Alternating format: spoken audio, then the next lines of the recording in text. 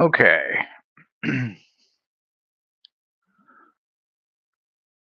Today is mainly going to be practice tests and then like the practice labs and the practice tests one and two, and then going over any concepts that we didn't really understand or we struggled on.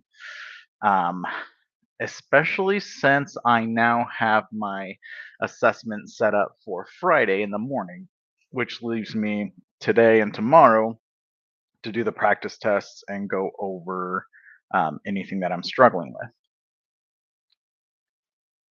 I already made a list of a few things to go over, but I'm going to take the practice tests again and continue to keep track. So this way we can just go over what we're struggling with the most. Now, if there's a specific one you're struggling with, if you're watching this, just let me know and I will be happy to go over that as well. So, okay. So you can see that some of these I already went through. So I guess what I'll do is touch on what I did and why, and then review the outcome and things like that. So this one here, create a solution that accepts three integers, which we can see right here. We have three. Whoops. Let me go up here a little bit. We have three variables that we can see are taking an integer input here. Ensure the solution produces output in exactly the same format, blah, blah, blah, to test your program, blah, blah, blah. Okay. Create a solution that accepts three integer inputs representing the number of items an employee travels to a job. I'm sorry, I read that wrong. Create a solution that accepts three integer inputs representing the number of times an employee travels to a job site in a month. Output the total distance traveled to two decimal places according to the miles each employee commutes to the job site.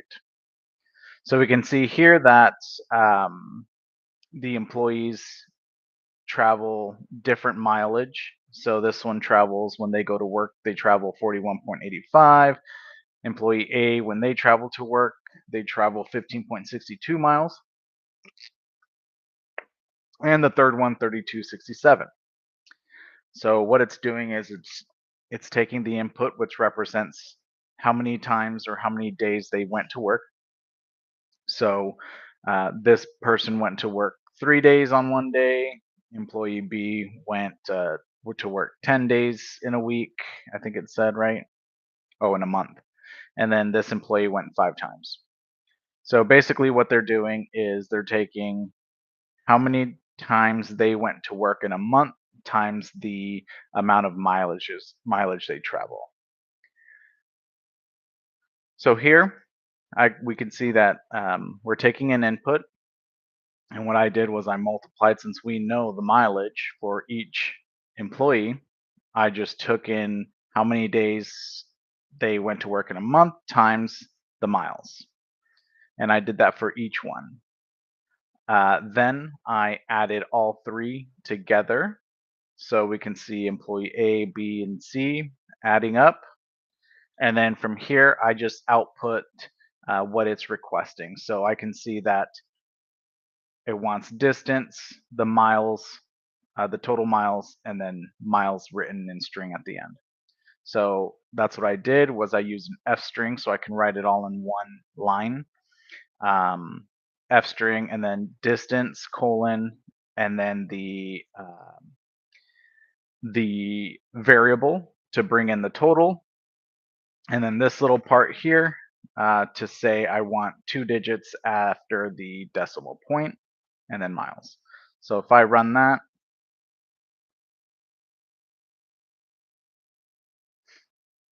I can let's use this as an example. So 3, 10, 5. Oops, 5. Okay. And then the output is basically I want to make sure that the output is exactly the same that it's expecting. So distance colon space 628.71 space miles. So that looks good. And so then we submit for grading. Now, as you can see, I've already done this, but I'm just showing you as a recap visually what it looks like.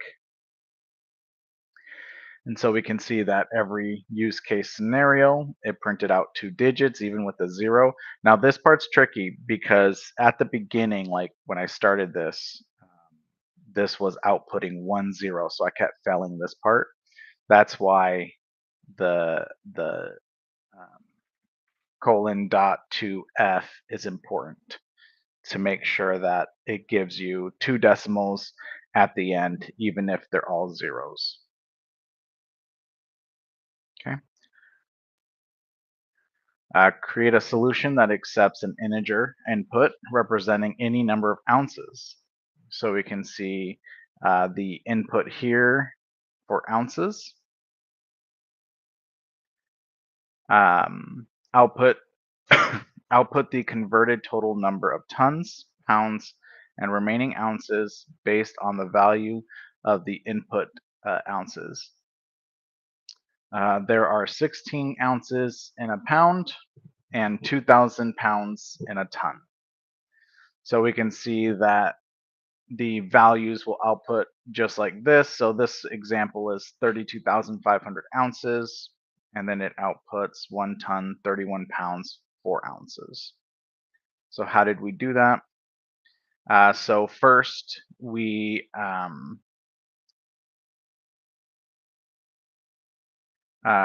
so first we took the ton equals so in ounces. So we took in the ounces and divided by 3,200, right?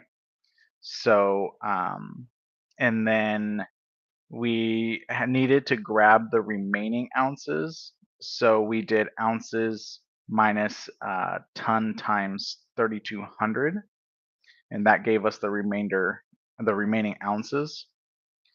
And then to get the pounds, we did remaining ounces divided by 16. And when we use int here, it gives us a whole number instead of floats, because it doesn't want to float, it wants just integers. So keep that in mind. To get the total ounces, you take the remaining ounces and then minus the pounds times 16. So one thing to note is you want to make sure you're putting these like ton times 3,200 in parentheses or pounds times 16, because you want this to calculate first, and then you want the remaining ounces to subtract for whatever this answer was, or the ounces for the remaining ounces to subtract from whatever this answer was. So from there, once we have the ton, the pounds, and the ounces, we want to print it out, which I did here with an F string, ton, and then I use new line, so /n for new line. I could have used a print for each one, but I wanted it to be, I guess, less code or cleaner. So this, I would recommend that you make sure you have this or remember this, because figuring this out for me anyway was not easy. So let's run that.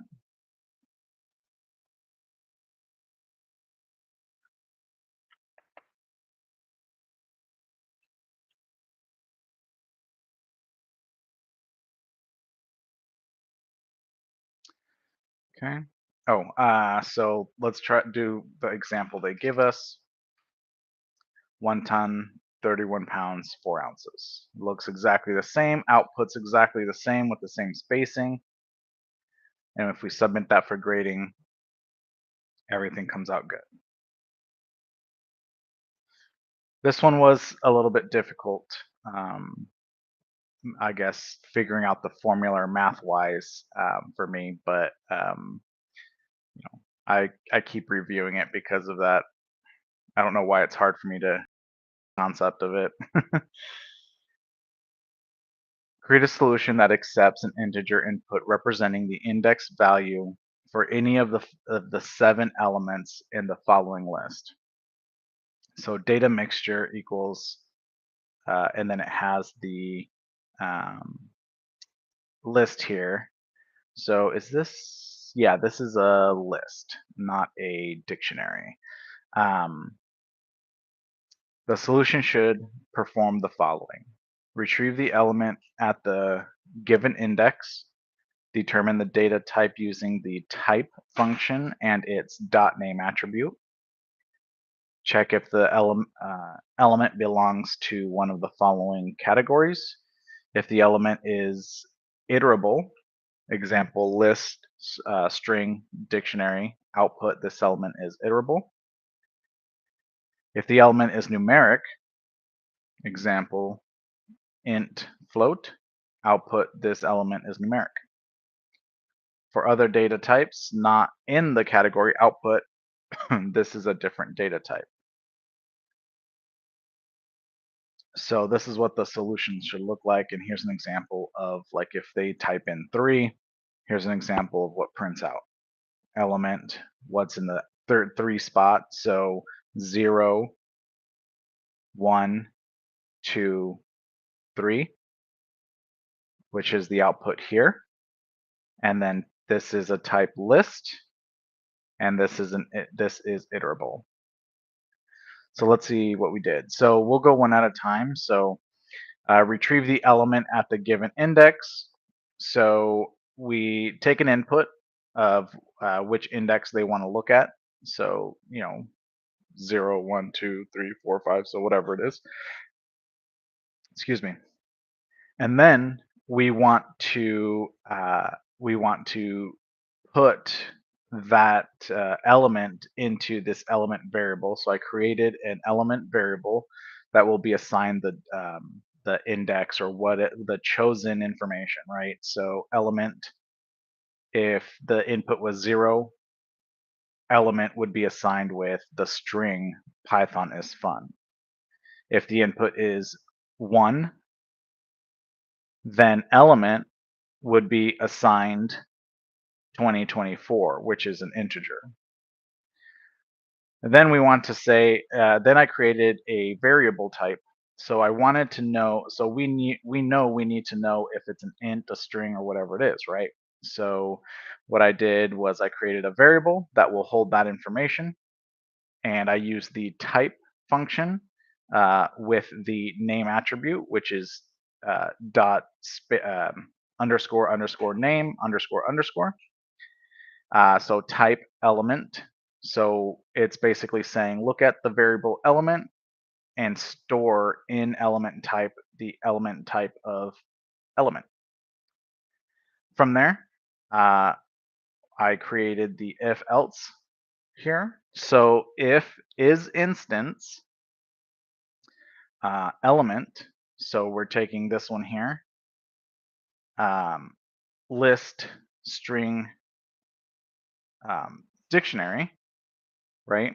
Then if element is any of these types, it's going to say print and then that information there. If it's an integer or a float, it'll print this elif statement, and if it's none of it, it'll say this here. I'm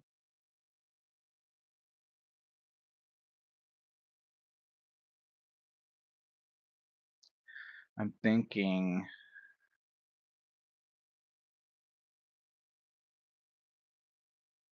I'm wondering why here I didn't put element type, since element type is going to tell us whether it's a string, an integer, or not.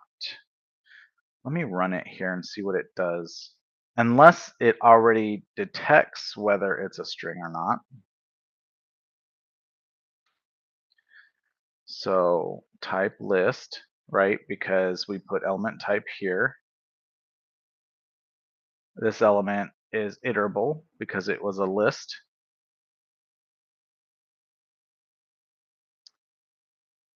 What happens if I'm just going to test this whoops.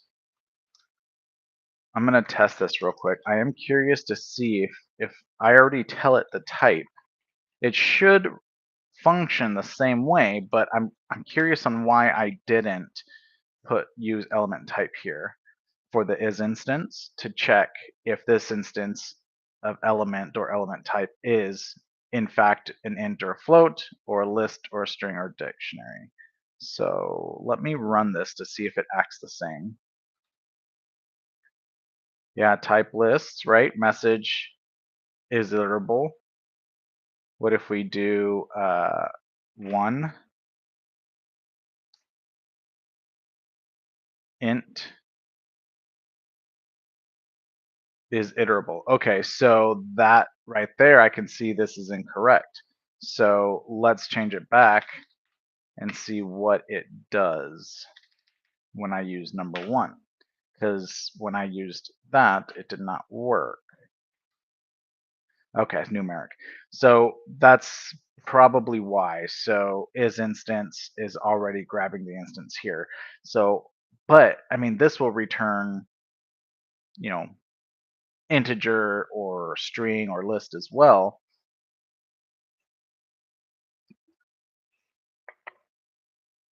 And if this already has that information, excuse me, I'm not sure why, but either way, element printed out uh, the successful, what we needed. So, and then the output we can see with the different types or the different, no matter what input they took, it was correct. So I hope that makes sense. If it doesn't, let me know and I'll go through it again. Um, Otherwise, let's move on to number.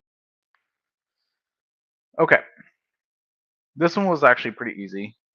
So create a solution that accepts any 3 integer inputs representing the base b1, b2, and height h measurements of a trapezoid in meters. Output the exact area of the trapezoid in square meters as a float value. The exact area of a trapezoid can be calculated by summing the 2 bases, multiplying the sum by the height, and then dividing by 2.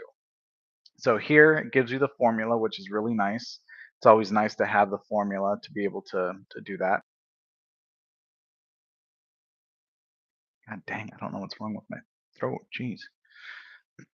Okay, examples here. So basically, let's take a look here. So accepts 3 integer inputs. So we can see that we created 3 integer inputs here. So base 1 is taking an integer input, base 2, same thing, and then the height, right?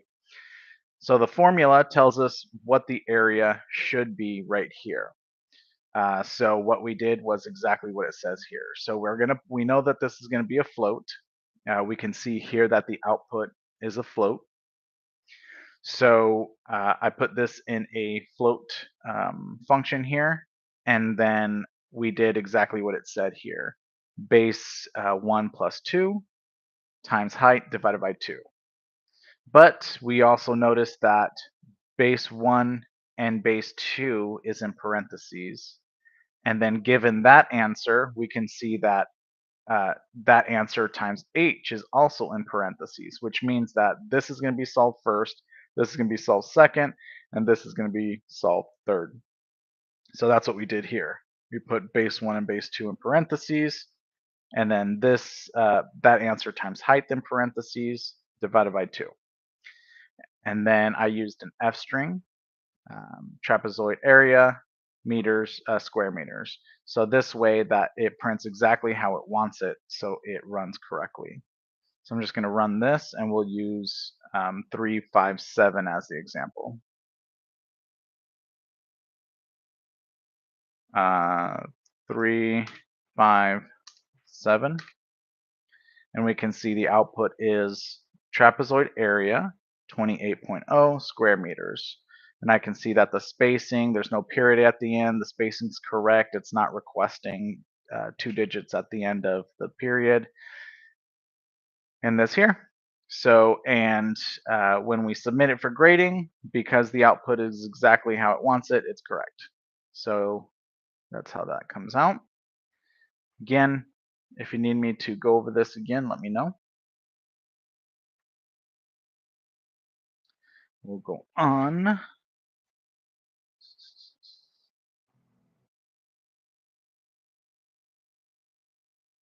Okay. So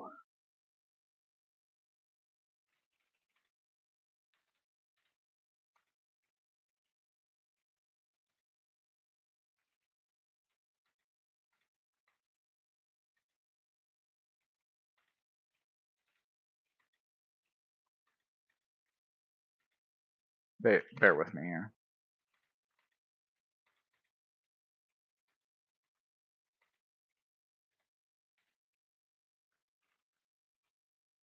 Okay. So I just wanted to put like a little message so people know that they can reach out to me. um,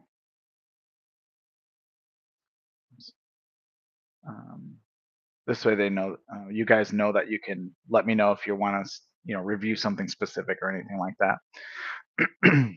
Okay. Did we just do this? Oh no, that's different. Okay. Create a solution that accepts 5 integer inputs. Output the sum of 5 inputs 3 times, converting the inputs to the requested data type before finding the sum. So first output, the sum of the 5 inputs as an integer value. Second output, the sum of the 5 inputs after converting it to a float. And then the third input, the concatenation of the 5 inputs after converting each input to a string. So it's going to add all the input numbers and converting it to an integer. Well, adding it up and then converting it to an integer, a float, and then the string will just concatenate. So 1 3 6 2 7, 1 3 6 2 7, concatenate it and make it like this, like a string. So we can see here we're taking the input, and the inputs are going to be taken in as an integer, okay? And then it's going to be converted into a float here in a second. So we'll take each one as an integer first, and then we're going to sum up the entire thing here. So I created a variable total, and within the total variable, I used the sum function and added up num1, num2, num3, num4, num5. I added all those up, added it into the total, and then I created an integer type. So what basically I used total, put total here, and put it into integer type, and then float, excuse me, float type. Now that I think about it, I probably don't even need this because when this adds up, total will already be an integer. So this is probably redundant here, and we'll test that here in a second. But integer type equals total because I want this to be integer type. Float, you can see I use the float function to convert the total into a float. And then the string type, actually, maybe I did that because it automatically saves it a float. Sorry, distracted. Float, used float. And then for the string type, for the concatenation, what I did was I created a variable called string type. And here I used the f string, and I basically put number 1, number 2, 3, 4, 5, all these numbers back to back or next to each other, and converted it into a string. And now it's being held in string type. And then this is where I print it out in an f string. Since it wants it in different lines, I added new line here. So let's take a look. We'll use the same numbers, 1 3 6 2 7, 1 3, 6, 2, 7. And we can see that integer 19, float 19.0, and then the string, we can see that it concatenated it correctly, and I can see that I have no extra spaces, the spelling is correct, everything looks good. So let's see what happens if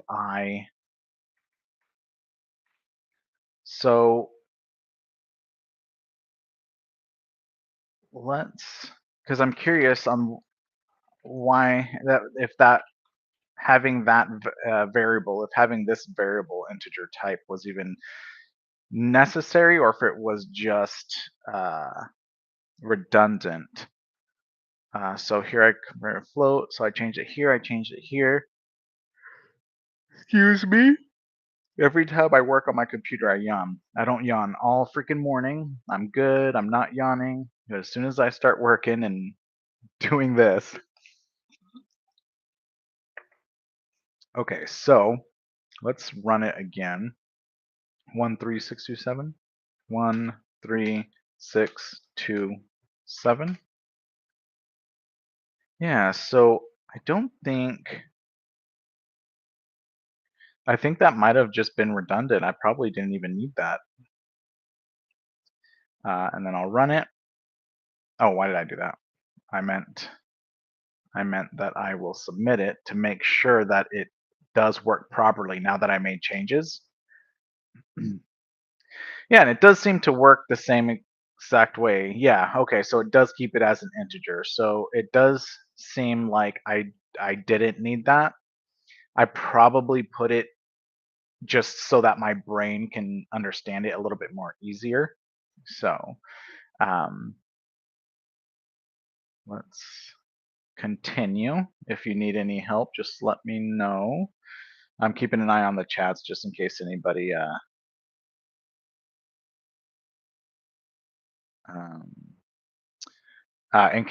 asks any questions. So I am keeping an eye on the chat. Okay. Let's move on to lab 6. Point, I think it's 7 or 8 where I didn't do the labs yet, so I'll go be typing with you guys. But right now I'm just going over these in case anybody has any questions on specific ones. Or if you're watching this, you can leave a comment with a question, or if it's helping you review, awesome. Okay, so this one's really cool. This one's interesting, actually, because it did take me a while to fully understand what I was doing. Kind of like the other math problem, the gasoline, or the, not, was it the mileage one, or no, the pounds and tons one. But, let me see one sec here. Okay, I can use this pen. Create a solution that accepts an integer input representing a 9-digit unformatted uh, um, student identification number. Output the identification number as a string with no spaces. The solution output should be, and this is kind of the setup on how it should put out. So taking in this integer or this ID, it converts it to have the dashes, 3 digits, 2 digits, and 4 digits. So when we do this, we're going to be using the floor division and the modulo. So the easiest way I can explain this to make sense is that you want to remember is that the floor division will keep everything to all the numbers to the left of a decimal, okay? And the modulo will keep all the numbers or all the digits that are to the right of the decimal. And then I'll show you what I mean. So we want the first 3 numbers first. So the way I looked at it was, okay, so that means, let's do this so I can show you visually. So that means I need the first 3 numbers, right? So that means the decimal point will go 1, 2, 3, 4, 5 over, no, 6 over, because I need the first 3. 6 over like that, okay? So I need the decimal point to move over 6 spaces in order to use the floor division to keep everything to the left, right? Which is the 3 digits. So I did identification number, which is the input, floor division, and then 1 with 6 zeros. So the way I thought about it that was easier for me was, okay, however many zeros there are in 1 and then however many zeros, that means that's how many spaces it's going to go over. So here are 6 zeros. So that means that the decimal point is going to go 1, 2, 3, 4, 5, 5, 6. And now first 3 num variable will hold everything to the left, which is 1, 2, 3. The last 6 numbers, so we need to remove this here. We need to remove 1, 2, 3, right? Because we don't need those numbers. So we want to keep just the last 6 numbers to move on. So the floor division keeps everything to the right. So I need the decimal to go over 1, 2, 3, 4, 5, 6 places as well as this one here. 6 places as well. And then use the floor division to say, okay, keep everything to the right. So maybe it'll work visually if I give you this as well. So keep everything to the right. So 1 with 6 zeros, again, that's how I remember it. We'll move the decimal over 6 spots and keep everything to the right. So now last 6 numbers is holding the last six numbers here. So now we have stored in last 6 numbers, the last 6 numbers here, right? So this is what's being stored in last 6 numbers. So now we know that we need the middle 2 numbers, the 4 and the 5, right? So use the floor division, but this time I need 1, 2, 3, 4 spaces over. So I did 1 with 4 zeros, and so that means it's going to go 1, 2, 3, 4, and put the decimal here, and floor division will keep everything to the left of the decimal. Okay? So that's the middle 2 that we now have stored in middle 2. The last 4 numbers, same thing. The decimal over to 4 spaces, and then keep everything to the right. So we use the modulo 1 with 4 zeros. And now last 4 is holding everything to the right of the decimal, which is 6, 7, 8, 9. Okay? From there, you just use the F string to print with the dash in the middle here, and then dash here after the first 2. So first 3 numbers, dash, middle 2 numbers, dash, last 4 numbers. So we'll go ahead and run it. 1, 2, 3, 4, 5, 6, 7, 8, 9 it did, yeah. And then we can see that the output is exactly what they are wanting. So you'll submit, and you'll see here that you get 4 out of 4. That is the easiest way I can explain this one. That's how it made sense in my head, so I hope it makes sense to you. If not, just let me know. I do want to grab something real quick, though. Is it this one? No, not this one. Not this one.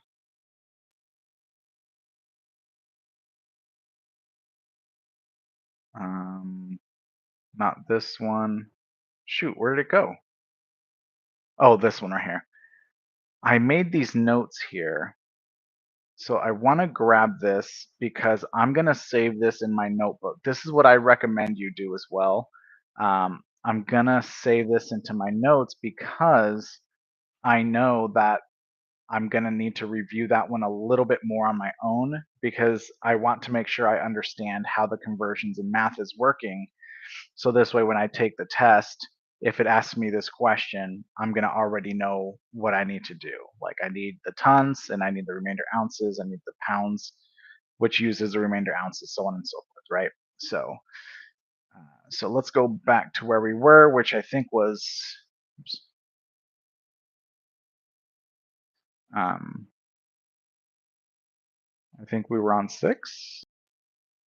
Yeah, 6. So if you need any help, I hope the way I explained this one made sense. If it didn't, just let me know, and then we can review that.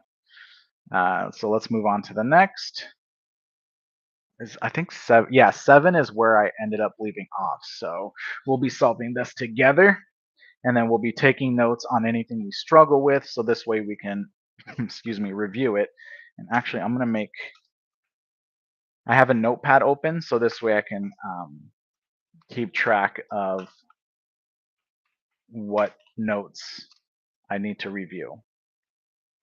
Okay, create a program that takes an integer input and determines whether it equals one of the values in this predefined list. So the predefined list here, it gives us a list of 4, -2, 15, 33, minus 10. Okay, define a function named isInList that outputs a Boolean value true or false based on whether the input value is preset in is present in predefined list. The solution should produce the output in the following format: true if the input is in the list, or otherwise false. So the output should be is the input present in the list, and then the Boolean value, which is true or false. Okay, and here's the examples. One's true, one's false, so 20 is in that list. So here's the predefined list. Okay,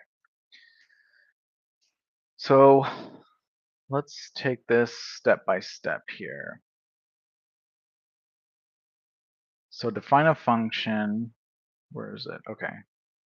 Define a function is in list. So we see that the function is already defined for us here. Okay. And what we want it to do is, so based on whether it is present or not. This should produce, okay. So okay, so how do we do this? For I in, so we want to know is, okay, so let's create this real quick. So for I in predefined list,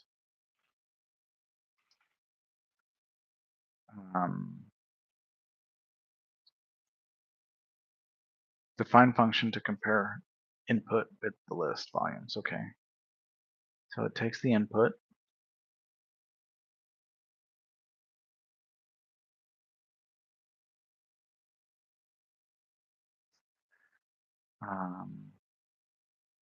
or do I?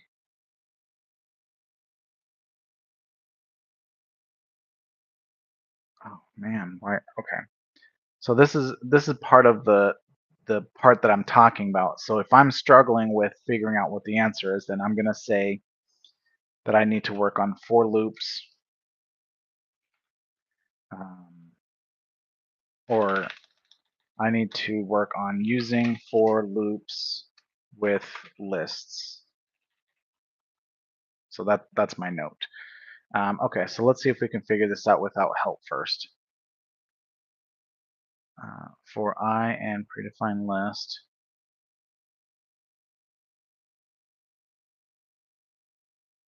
So if I take the input,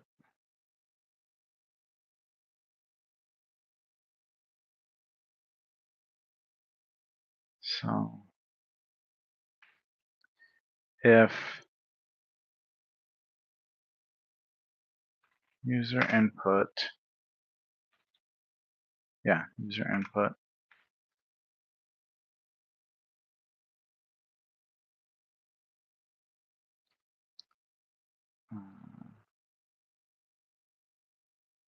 shit.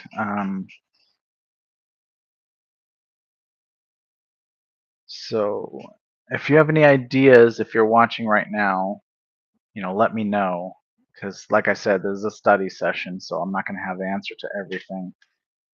But for some reason, the for loops I always get confused on. Um, what I'm gonna do is I'm gonna use a little bit of help here. I'm gonna look at the loops, right? And then the for loops to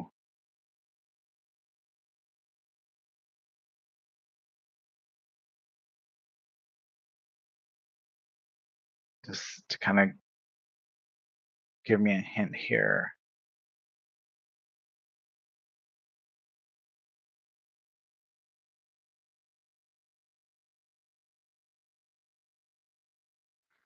So maybe I'm thinking too much into it and maybe just for I in predefined list or for user input in predefined list.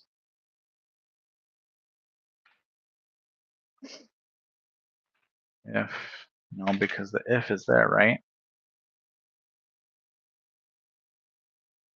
Damn it. I was hoping I didn't have to like struggle this much because in my head I thought I knew it, understood it a little bit more, but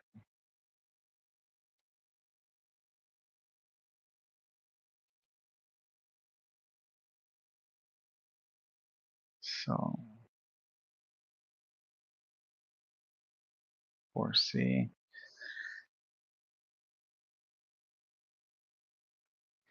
So if I do uh, define, okay, so if I do for, I'm going to get rid of this. For user input in defined list, print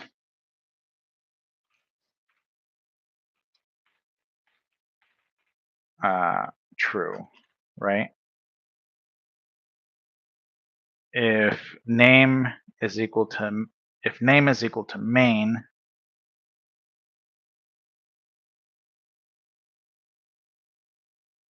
that can't be right either because I mean if I use if, right?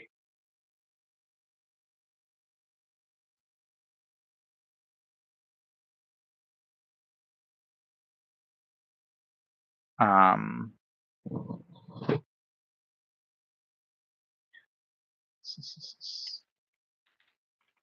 print is in list. I'm gonna test this, but I don't think it's gonna work. Um,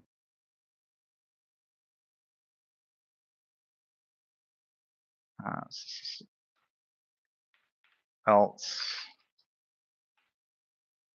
print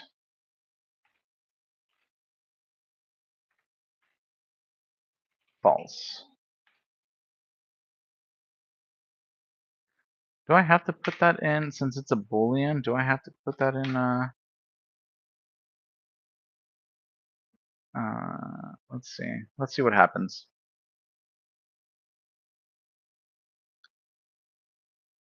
For is in the list. I know that, so we'll use for first. Okay. So function is in list at. So that's not what we want.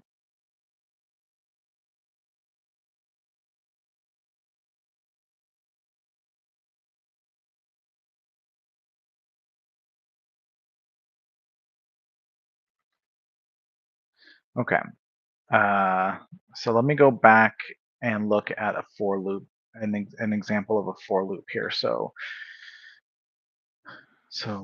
okay, so here's one where it does my string, right? And it says for character in take me to the moon, my string. That one doesn't really help. Okay, this one might help.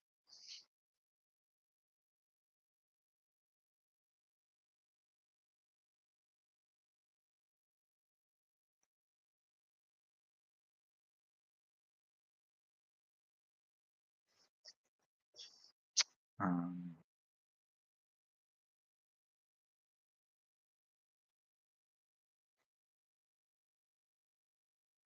I'm missing something that is obvious here, and I just don't know what. Um, I just don't know what the obviousness is here, and I know it's something that's obvious, like for user input in predefined list, if user input if user input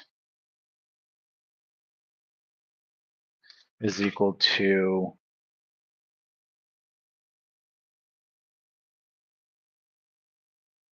user input. Let's do this so it doesn't confuse it. I'm going to say I, right? So if I is equal to user input,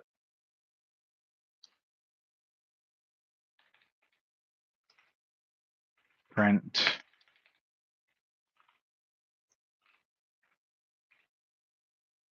true,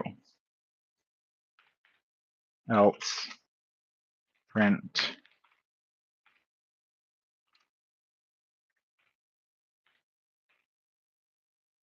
false, right? But then I think about this here, and I'm not sure if I'm supposed to do anything with this, but I'm going to run it and check to see what information it gives us. Okay, so expected an indentation block after if. Oh, where? If statement on line 22. Oh, is it because I hit delete?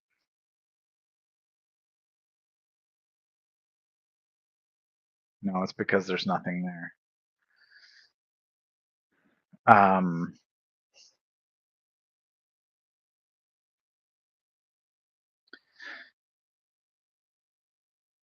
If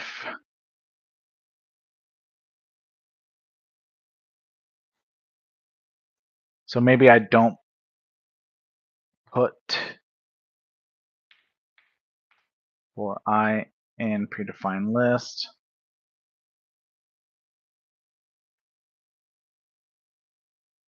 I is assigned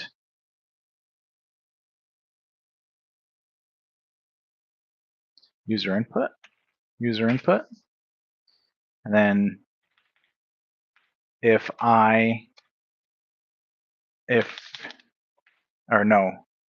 print true, else print false, right? Let's try that. We know that 33 is in it, so we're just going to do that first. True. Now let's pick something that's not true. So like the number 5 is not there. And it still comes back as true. So what if we say elif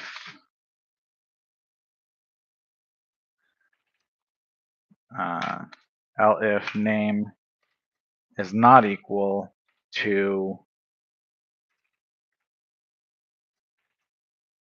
main. Let's see what that does. It still prints true. So I guess I'm having a little difficulty understanding what this is maybe. So I'm going to put that in my notes as well for understanding to go and review because I'm not understanding this part. But what I am going to do is ask for a little bit of help here because I'm taking too long on this and I don't want to spend all day on it since I have a lot of studying to do. So I'm going to ask for a little bit of help and see what this gets us, right? So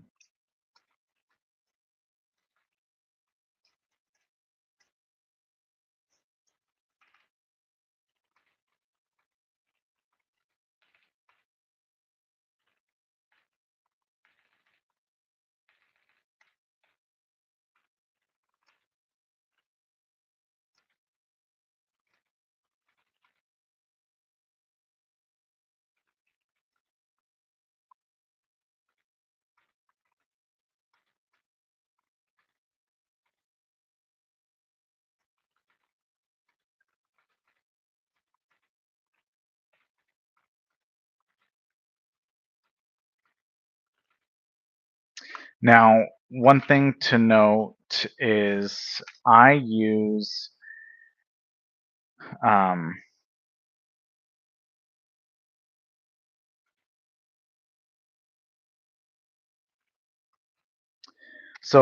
so I use AI to help me troubleshoot code. Okay, like if I, like for example, I'm having a little bit of issue understanding this, so I'm just asking for a little bit of help of understanding why this is always printing out true even if the number's not in the list. I'm not looking for a direct, like, you know, uh what do you call it, the code output. I just am using it as a tool to help me understand why it's failing, and then I can kind of come back here and say, okay, this is why, and then start doing the code from there. So I just want to see what it is that I'm missing. So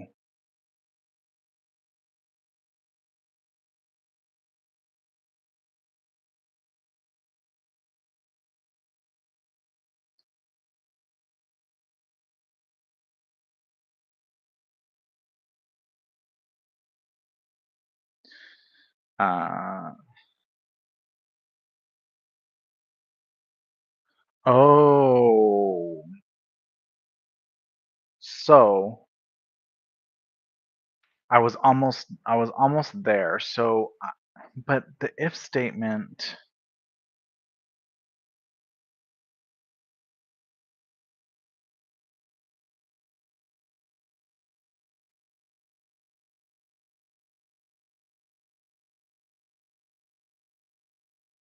So basically, I think where I'm going wrong is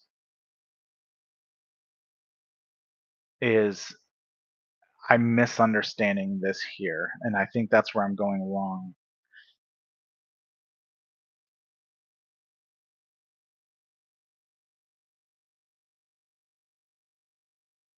So we'll review this here in a bit, but that I think that's where I'm going wrong. So the part that I'm missing makes sense now. So, whoops. Okay, so for I, which I is just a temporary variable for this for loop, it won't work outside of this for loop. So for I in predefined list, right? Um, and basically what I want to do is I was on the right path when I wanted to create if. So I uh, is equal to,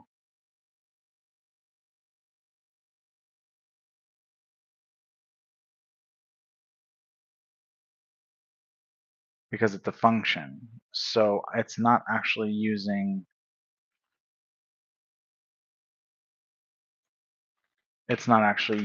the variables outside. So we're going to be passing, so we're going to be calling the function, right? So return, so return, return is in list, and we're going to pass through user input. So that means user input will go in here, and then no, it'll take place of the variable, look inside of the predefined list and say, hey, is this user input, which is I now, is equal to num in list, which would be predefined list, right? That's how I'm understanding it. Uh,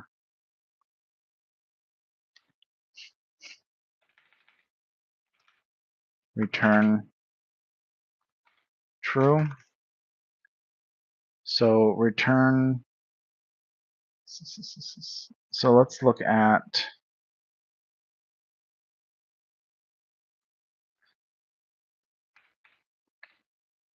And we say return because that's what this, with a function, it's going to, we're asking this function to return either true or false. So if I did this correctly, when we call this function is in list and pass the user input through it, it's going to assign it to here, right? Oh, you know what? We could actually, can I do this? Can I say,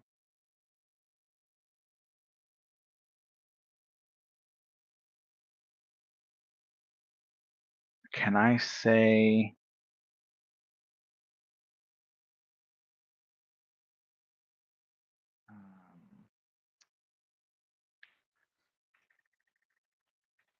can I say this?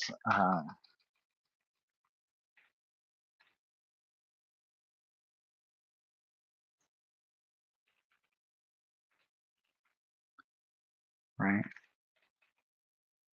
So I,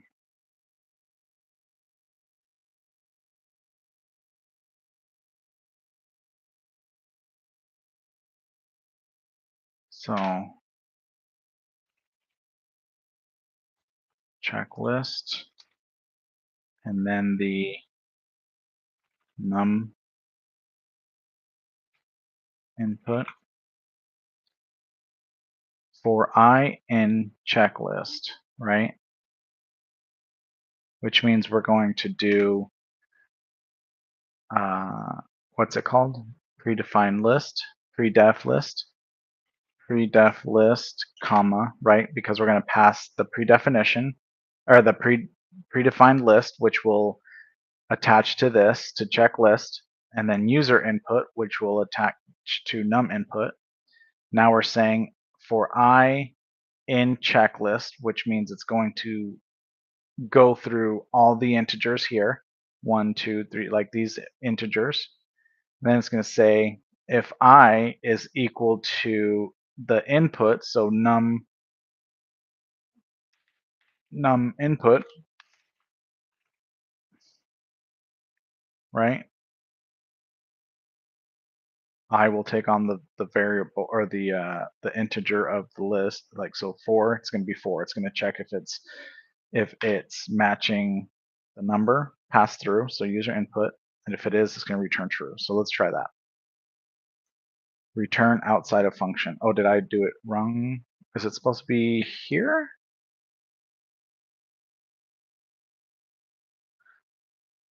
Maybe my indentation is incorrect. Hold on.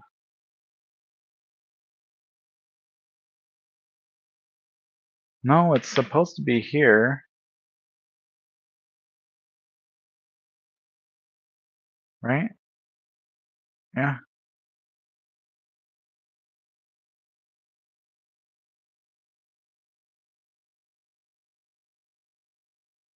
Oh, return is in list. Predefine. Oh, okay, here. Return outside function. Oh, why did I put? Oh, that's why. So I don't want to return this. I want to add what the result was of this. So if I want to know, did it return true or did it return false? So I'm going to give it a variable, is in list. Oh wait, is that a? I'm just making sure. Yeah, that's already a function. So I'll just name it answer. So the answer will hold true or false based on what this returns, right? Because this is saying, hey, function, give me true or false. And then from there, we'll say print answer. Answer, right? Well, actually, well, we're testing it, so I'll fix it here in a second. So enter the number in the list. So we know that 33 is in the list, so we'll do that one first. And we know that the number 5 is not in the list, so it should return false. Okay, perfect. But that's not it, all we have to do. So I'm going to create an F string here and put the variable in brackets. Okay. And what the output wants us to do is the input present in the list. space, true or false. Let's try this. False. We know that 33 is in there, so that's true. Let's do one more. Let's do 3. False. I'm doing one more. 4. True. Okay. So I am going to take a screenshot of this because I want to make sure that I'm understanding this correctly. So that way, when I go and do my test, I understand I don't mess up in this part again. So I'm going to do that, add it into my notes.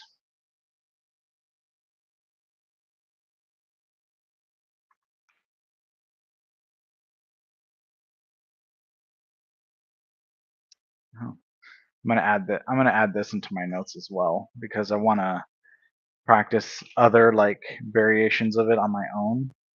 You know what I mean? Like on PyCharm or something. Actually, you know what? That's what I'm gonna do right now. I'm gonna open PyCharm and put it in there so I can go look at it later. And I'll put all the different codes that I need to review later and then create my own scenarios and practice that way. So give me a sec. I'm gonna open PyCharm real quick. I'm gonna put this piece of code in there. Okay, and then I'll practice that later, and then I'll create my own scenarios later.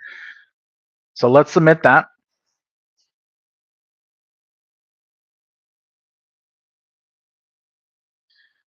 And everything comes back good. So let's just review it one more time. So we have a predefined list, okay? And we're asking for the input of a number. We're defining the function isInList, and we're passing 2 parameters into this function. The first parameter is checklist, and the second parameter is num input. Now, these 2 parameters can be named whatever you want, but the one thing you want to make sure you're doing is kind of keeping in mind that, okay, so I'm going to name this checklist because I know that when I call the function, I'm going to say that predefined list is going to attach to checklist and user input is going to attach to num input, right? So I make the variable make sense. And then in our for loop, we're saying for I and in checklist. So basically we're saying loop through the checklist and go through each individual integer. For I in checklist, right? Because checklist will hold the value of predefined list. And then it's saying it's looking at 4, negative 27, 15. It's going through each one and taking in that value. And then if I is equal to num input, so the user input, which we pass through, it's going to say if 4 is equal to, let's say I put in 5, right? 5, it will return true, but if it doesn't, it's going to return false. If I input the next one, so now it has 27, and my input is 5, and it checks it all, and it's false. But if I put, let's say 15, it'll check this, not true, not true. Oh, this is true. Okay, so yeah, it's in the list. So it's going to stop and return true, but it will check all the numbers. I believe it checks until true, and then it returns true and stops and doesn't check the rest. But if it checks all of them and they're all false, it's going to return false. So for I, so that's the explanation. So this way we can kind of get that in our head on how it's working. And then down here in the output desired statement based on isInList function. So we need a variable to hold the return value of either true or false, right? Whatever this function is going to tell us. So we create answer, and then we're going to call the function, and we're going to say function, take this predefined list, which is this one here, and the user input, and check to see if that input is in fact in this list. Okay, so I hope that makes sense. Maybe if we have time, we'll do like some pie charm exercises based off my notes.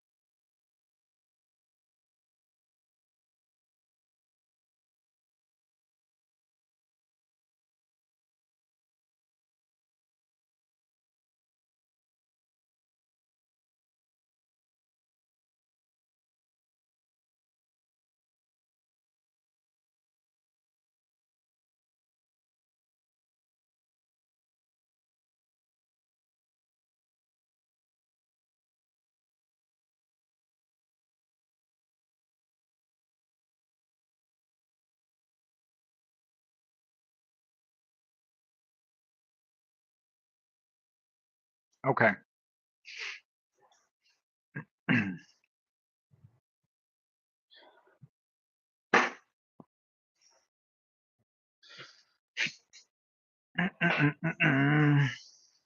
All right. So next one here. Does it give us 15 like the other one? It does give him 15 like the real one. Okay. So it's got 15 problems just like in the actual assessment.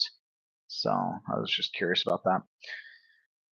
Create a solution that accepts one integer input representing the index value of any of the string elements in the following list. So 1, 2, 3, 4, 5, 6.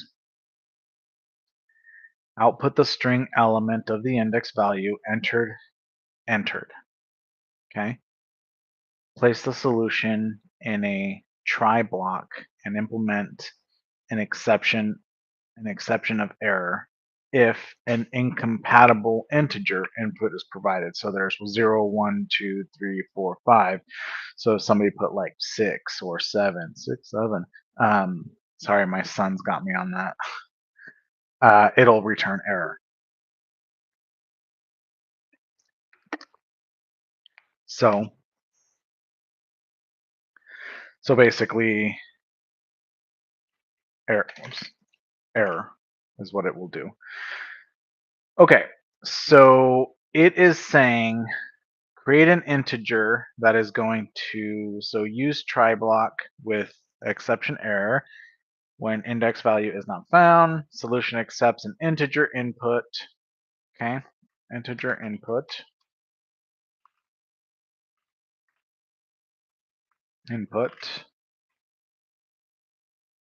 Solution outputs the corresponding string value for the integer input.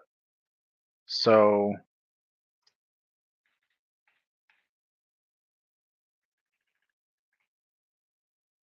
do we put everything inside the try block? I think we do. Print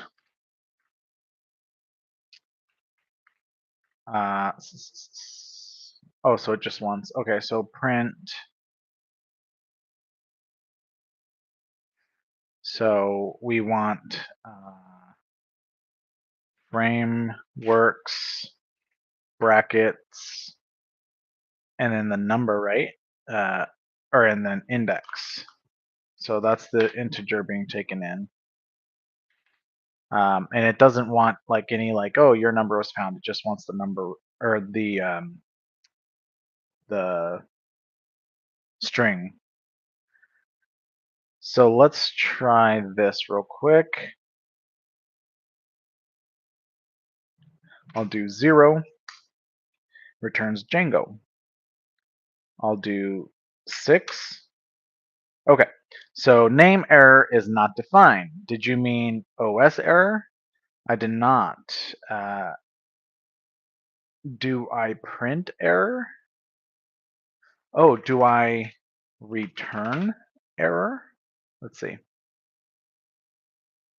No, I don't. So I think I do print error. Just print.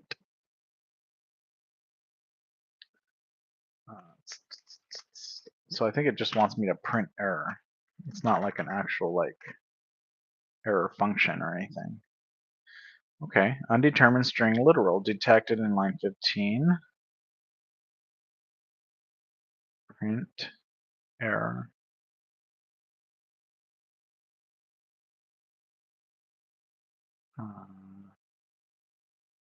A string literal. So why does it have, I mean, I don't think it has to be in double quotes, right?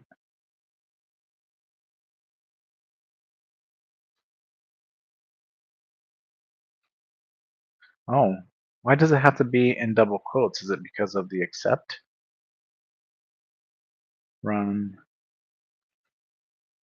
turbo gears, run 10, error. Okay, seems like it's working. So let's go ahead and submit for grading.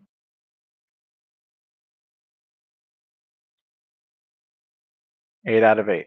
So basically, we're taking the input as an integer, and then we're saying print, and then we're calling or looking at the list variable, and then in brackets we are saying basically look at the index value of the input of the, so this index value, so which was the input. So 2 would be 0, 1, 2 cherry pie, and then it's going to print that here. But if it's not error. And we did have to put error in double quotes. And that's interesting to me. And I'll probably look at that because normally the amount of whether you use double quotes or single quotes, it doesn't matter, but it looks like in some cases it does matter. So let us remember that. And if we're using a try block, you want to put, if you're going to put print error, you'll want to do double quotes. And if I remember correctly, in the test, you'll be able to run it and review, but once you submit for grading, you can't go back and correct it. It won't give you like these case scenarios here that it used. It'll just submit it, and then you won't even find out if it's right or wrong until you submit the entire test, if I remember correctly. So you want to make sure that everything's outputting correctly, you use your own test cases, and you're making sure you're spelling everything correctly, and the spacing as well. Go on to number 9. I hate that I keep yawning. Okay. So this one's interesting. Okay. Create a solution that accepts an integer input representing water temperature in degrees Fahrenheit. Output a description of the water state based on the following scale. So, okay. So, additional output safety. Let's do this to make it easier, because I like taking things one step at a time. So I know it has it here. Well, I guess we can go off of this here. Yeah, okay, never mind. Let's just go off of this here. So we know that we're going to take an integer input. So we'll put that first.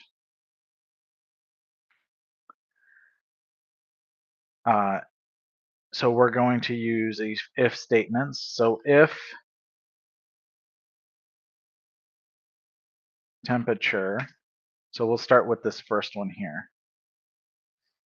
If temperature is greater than or equal to 212,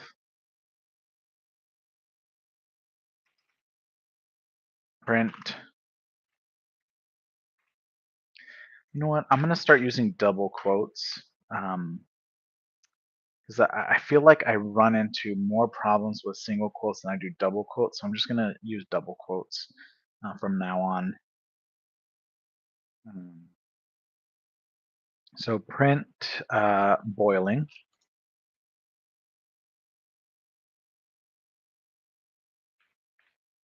Elif temperature. So now we're moving on to the second one here. Elif temperature is greater than or equal to 15. No, greater than 115, and temperature is less than or equal to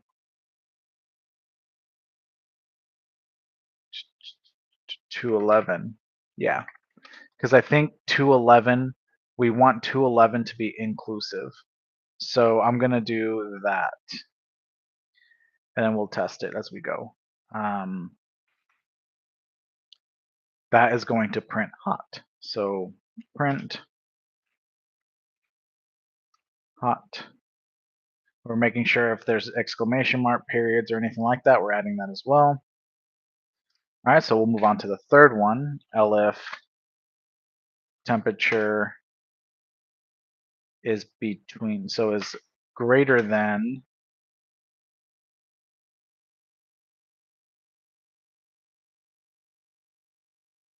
80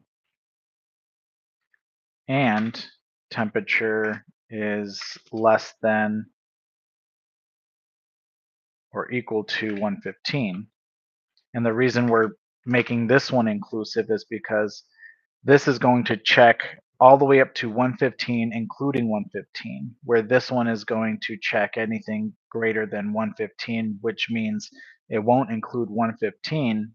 It'll start at looking at 116 pretty much. So this third one, 80 to 115, we're going to say warm.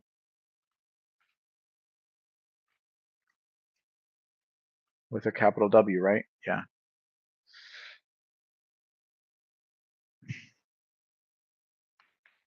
And then LF,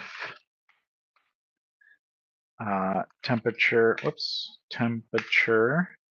is greater than 33.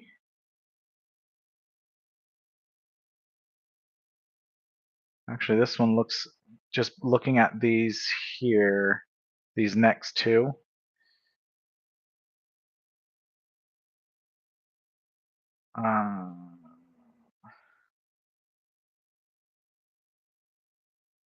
actually, I think this one will be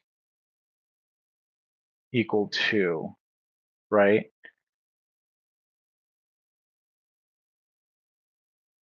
And then this one will not be inclusive, or this one will be inclusive, and this one, or this one will be, and this one won't be. Let's make this 33 inclusive to see if that's correct. Else, if temperature is greater than or equal to 33, and temperature is less than or equal to 80, because this one's inclusive and this one's not. Cold. So we're going to print cold, right? Yeah, 33, 80, cold. And then less than, so then let's take a look at elif less than 33, right? Yeah, less than 33. We're not in, with that one's not going to be inclusive because this one already is inclusive. So elif 33 less than 33.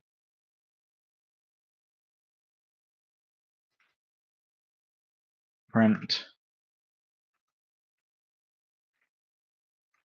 frozen.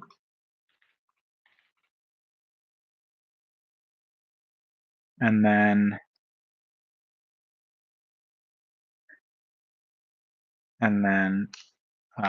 elif temperature is equal to 212. Oh, I see. So this is the this is actually going to be, so we already have a 212 here, right? So this is actually going to be part of the warning here. So we already have, if it's greater than or equal to 12, it's going to print boiling, but it also wants us to print the caution hot, right? And then this one wants us to say if it's less than 33 degrees, which we have here, it also wants us to add this in.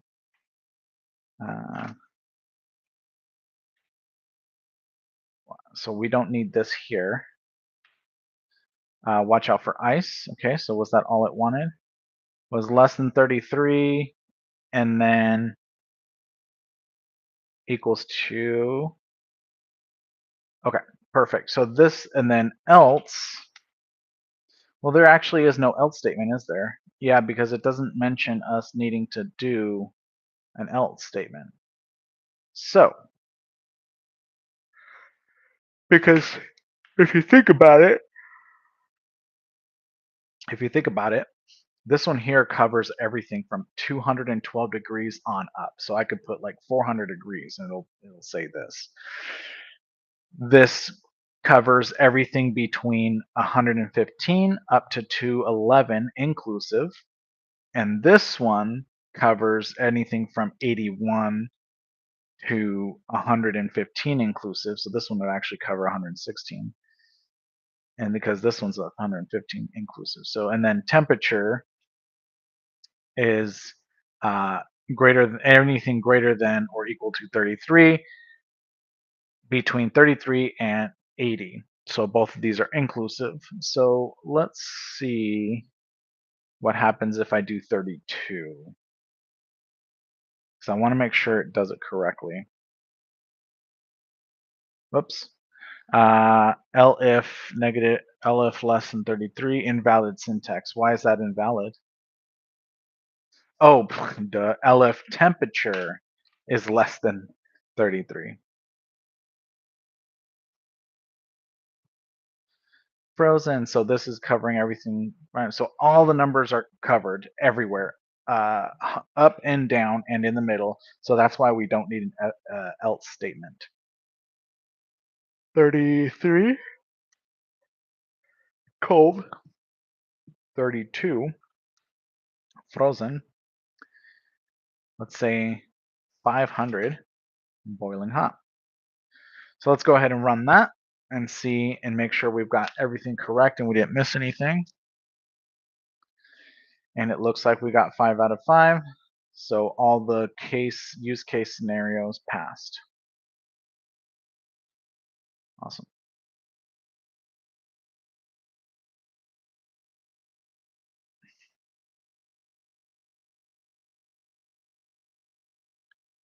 Okay.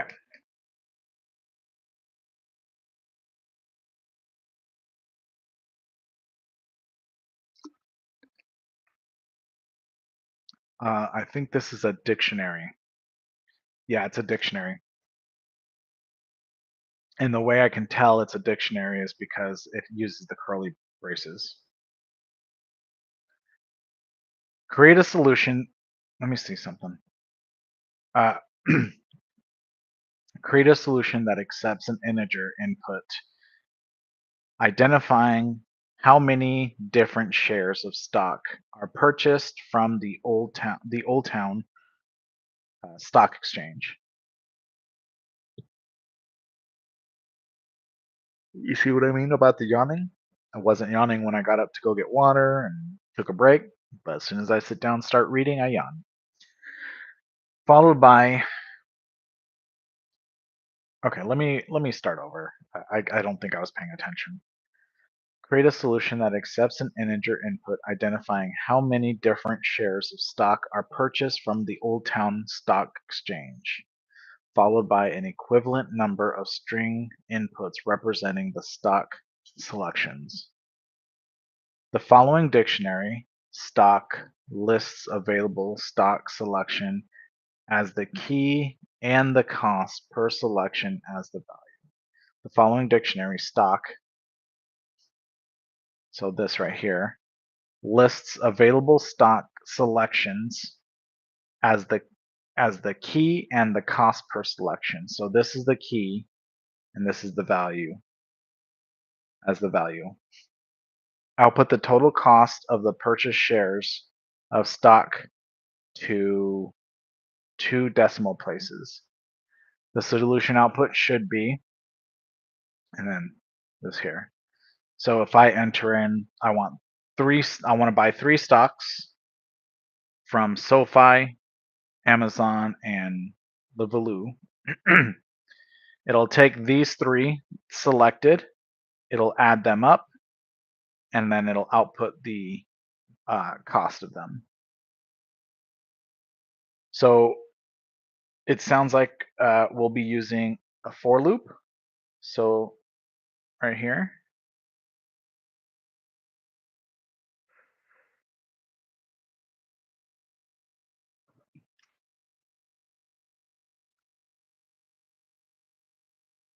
um,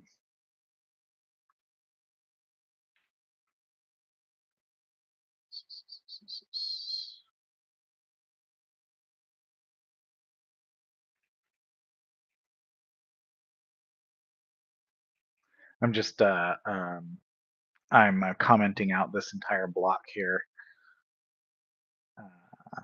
so that way I could just it's better. Bleh, I can read it better. So solution accepts an integer input representing the number of stocks they want. Okay. Solution accepts string inputs equivalent to the integer input, identifying the stock selection. Please enter the number of different stocks you want to purchase. So does that mean, so that means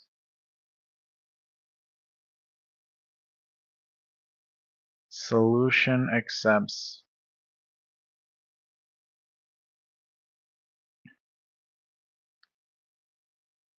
okay, so we'll actually put that in the loop, right? So for I in stocks,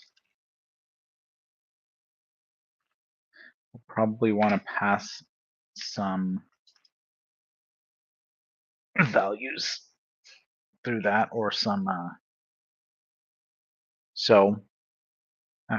and it's obvious that I keep struggling with for loops, which is why I put it on my notes to go through for loops a little bit better. So for I in stocks, right? So we know that we want it to loop the amount of times of the input, right? So input. Well, I guess let's make it a variable that is not the same as the input function. So what about number of items and items? Yeah. So we know that we want we know we want the for loop to loop around as many times as the I, right? So for I in stocks, number of items. So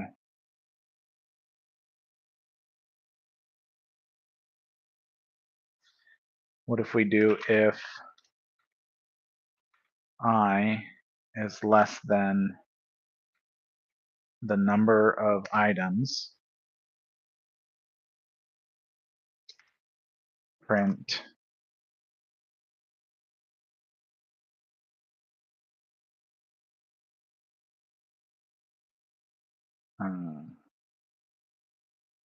no, we'll do what is it called? It's called the stocks accept strings equivalent to the integer input identifying the stock selection. Solution outputs the total cost of stock, total price, stock selection. So maybe we can say S selection for stock selection, right? Stock selection, and this is going to be an input, and we want it to be a string input, right? So and we'll say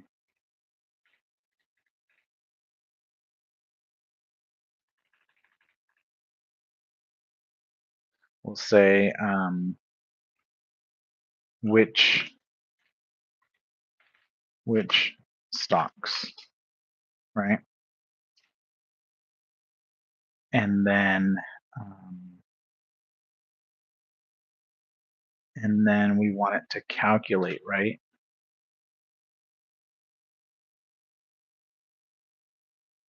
And then we want to say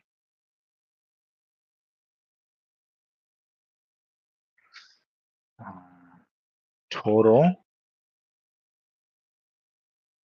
is assigned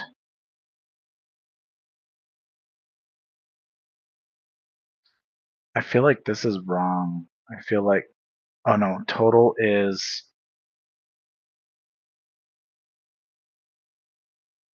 S selection plus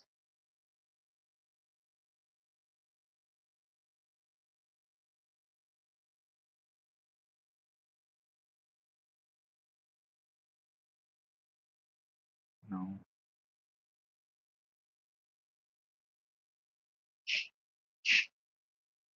Because this isn't a function. So it's just going to be like this, right? For I in stocks, if I is less than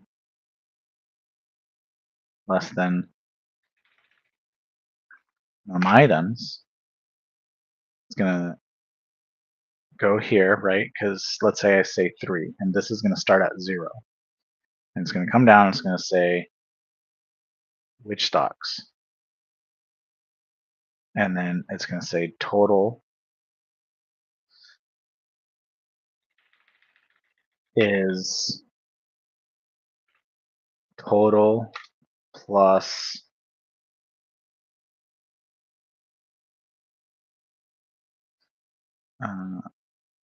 total plus stocks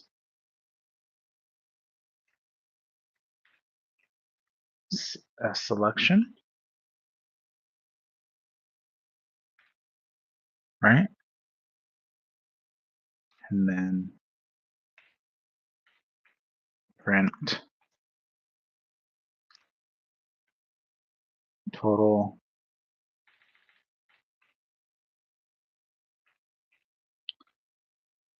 Can I do double quotes in an F string? I think I can.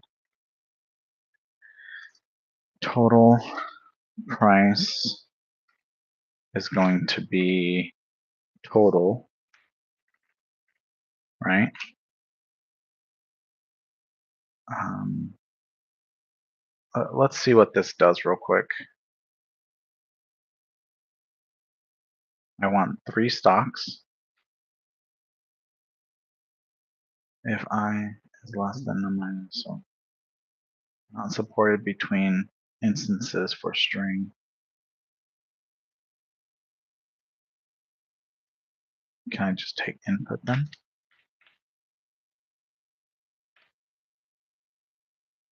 If I is less than items,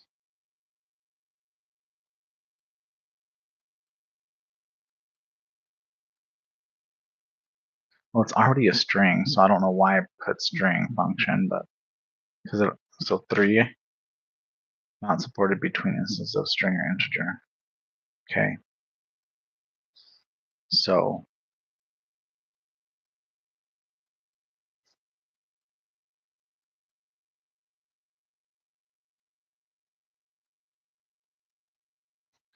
do I have to do this here? Do I have to do that? Is that why?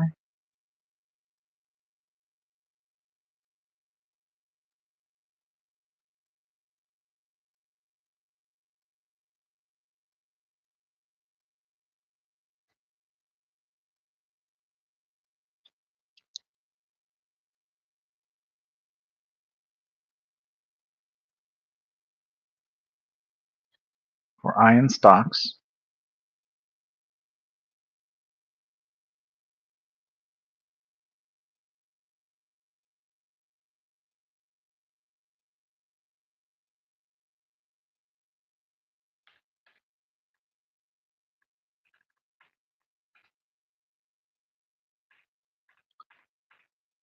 for I in stocks, S selection equals which stocks? Total plus stocks S selection.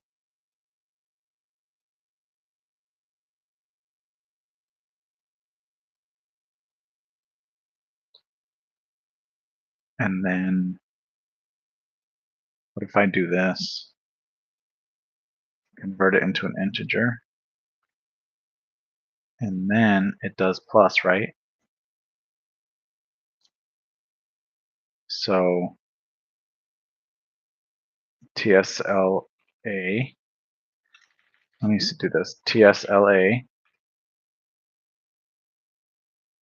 total is not defined.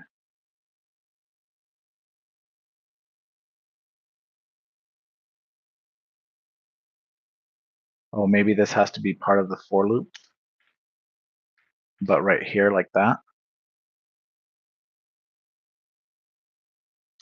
right? And then TSLA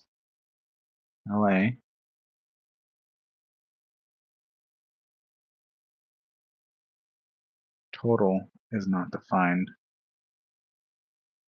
TOTAL, but it is defined right here.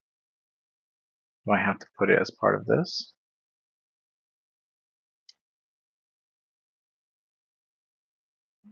I'm gonna stop that. I didn't like the way it did that. I'm just gonna say 2. TSLA. Okay. Let's say that total equals 0.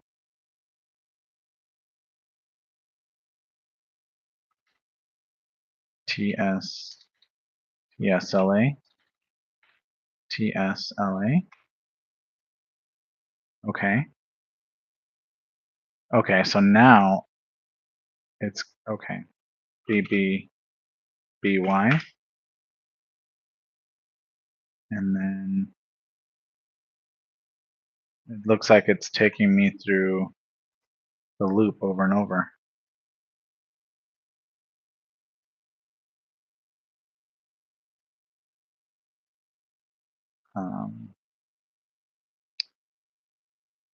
So maybe this,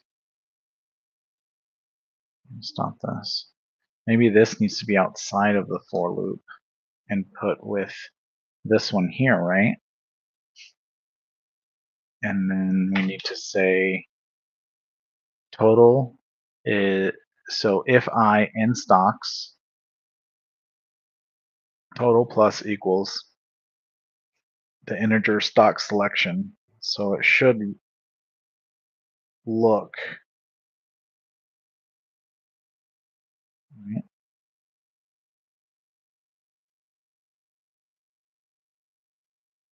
Let's see what this does.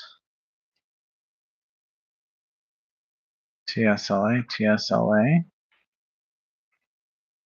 Oh, damn. That, oh, it looks like it just added everything up. um,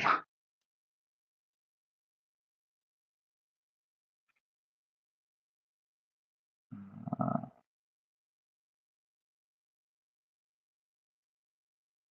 so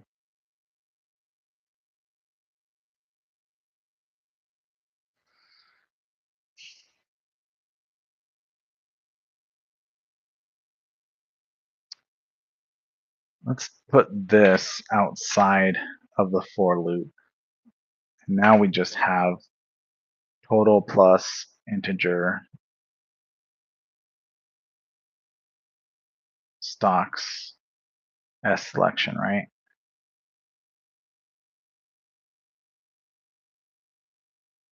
So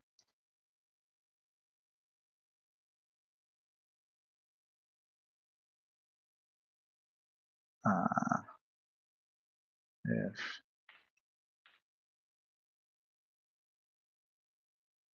so I is not equal to num items, it's going to circle around, right? Until it's true. So like if I say 2, which stocks, and then I say TSLA, it gives me the total price still. I equals num items.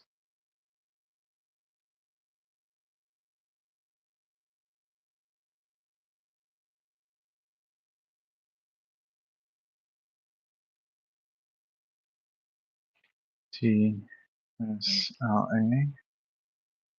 TSLA. Okay.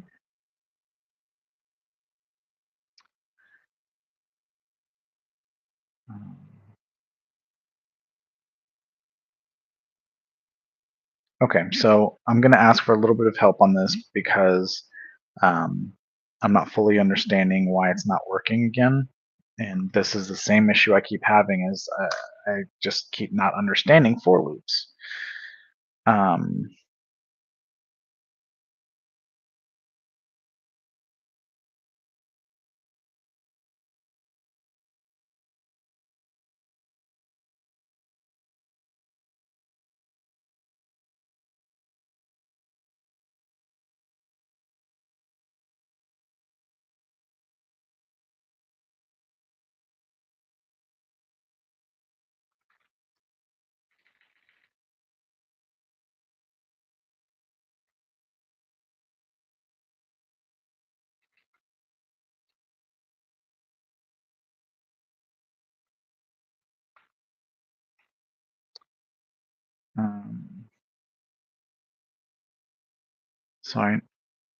So it seems like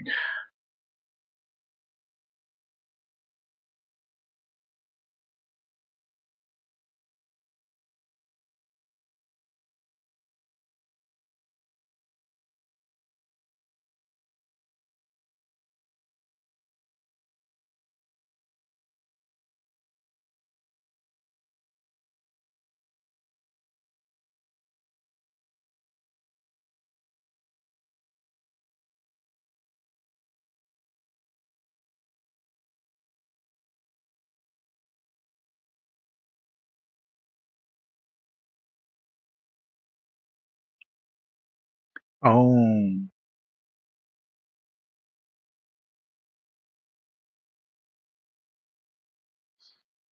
I think there's the same mistake I made last time where I have to do if I in stocks, right?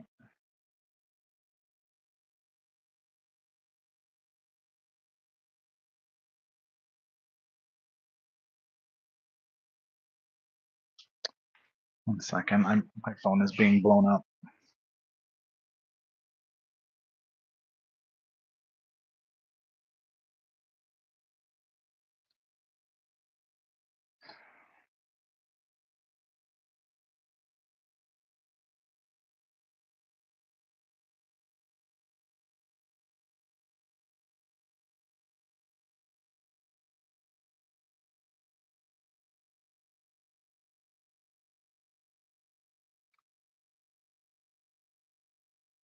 Okay,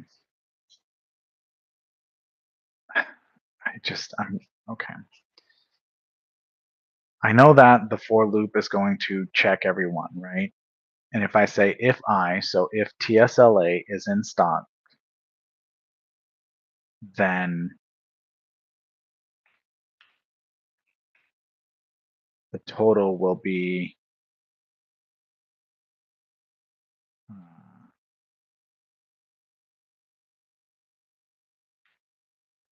plus stocks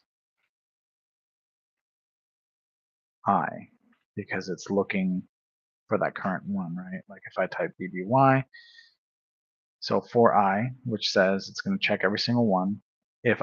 So if this says TSLA or BBY, like if I choose BBY in stock, so yeah, it's there. It's going to say 24 plus la la la, right?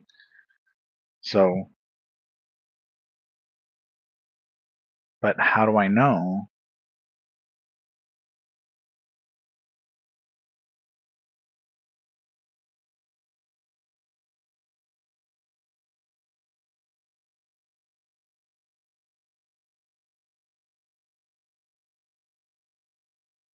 How does it know? How does it know how many times to loop around though, right?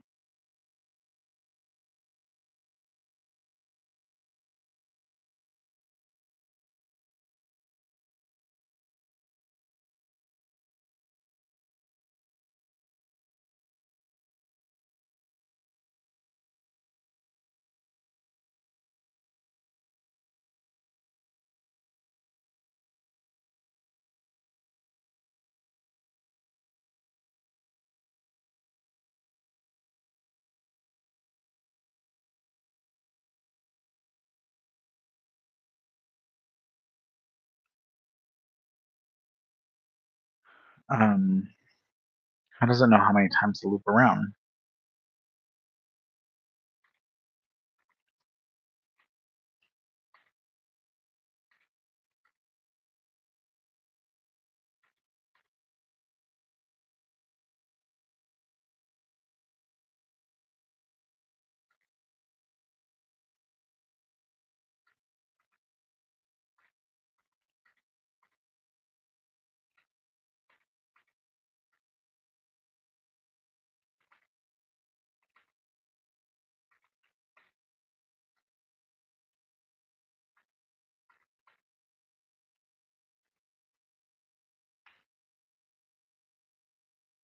I'm checking how the loop knows, just so that I know.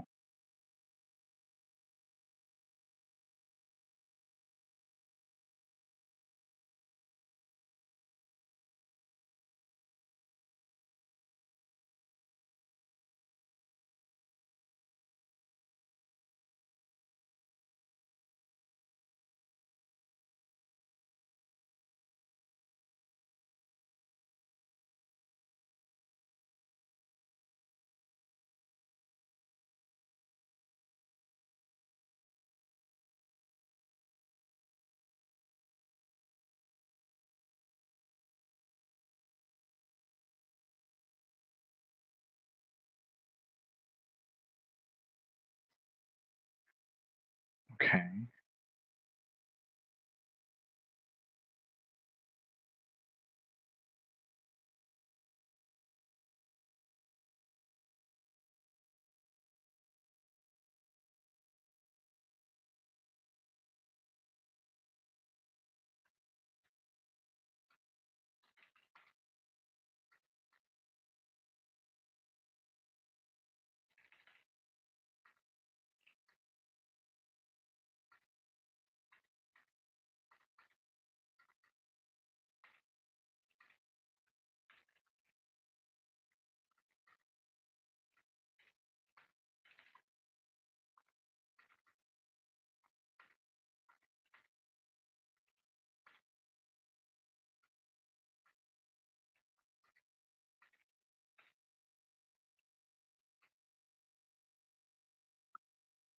Um,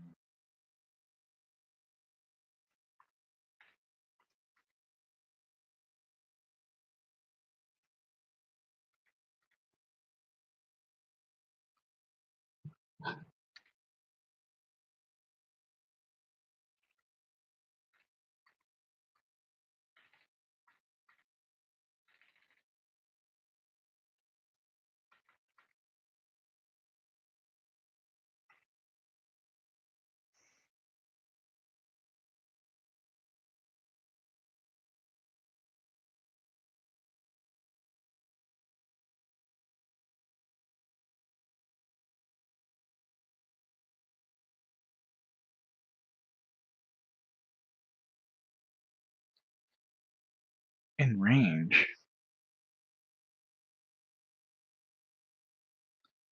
I guess that makes sense. So it's saying that in range of, so if we were to do for I in range, right? In, oops, range of num items, right?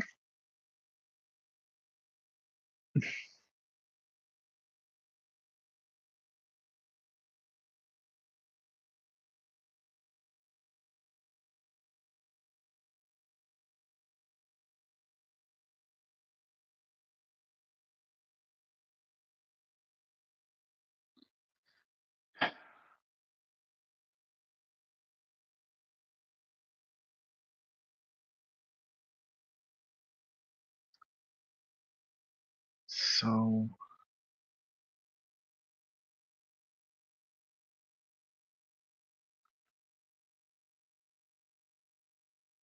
in stocks, total equals stocks. All right. Let's let me try this here. Um, no, because no, yeah, in stocks, right? So let's try this here, right? And then let's say B B B Y.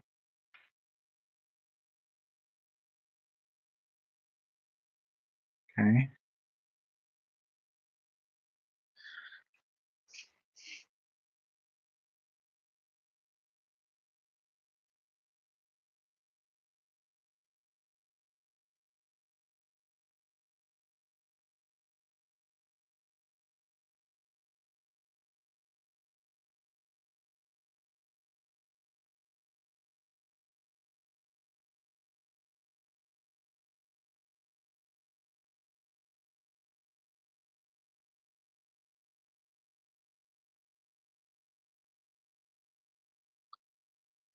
So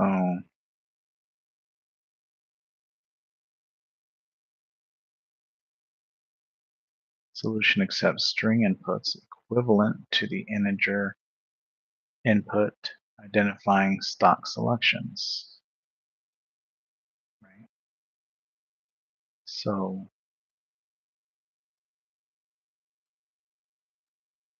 for I in range number items.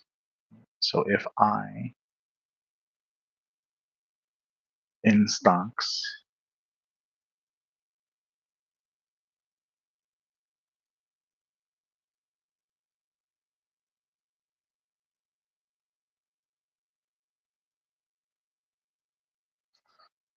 in stocks, and then S selection.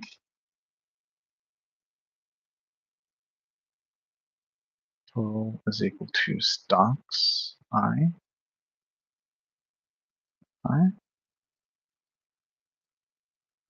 2, 1, 2, 3, 5. Well, it is not error.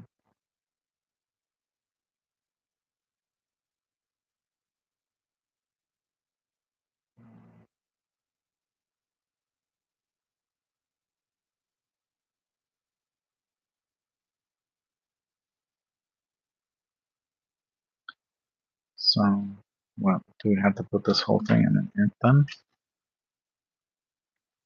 Right? And then,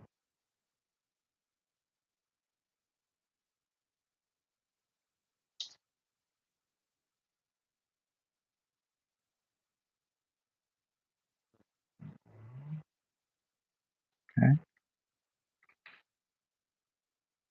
Maybe it's just because it doesn't take this part here. Um,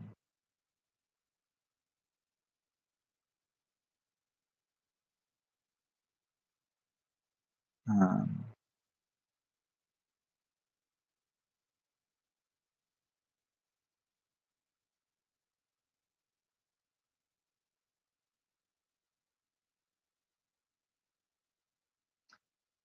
God damn it, dude. Fuck.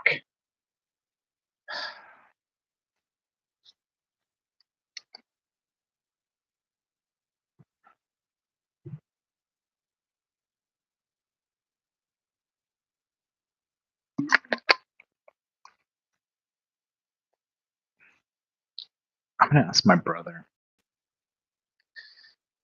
The problem with using AI to help is that sometimes it just doesn't freaking make sense. Like it's trying to get me to do something that isn't. It just doesn't make fucking sense.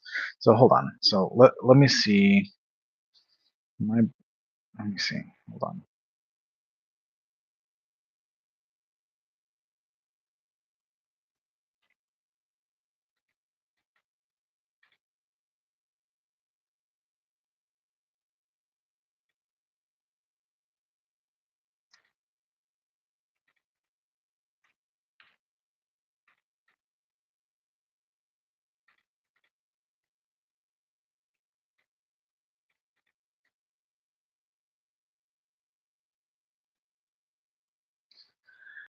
Okay.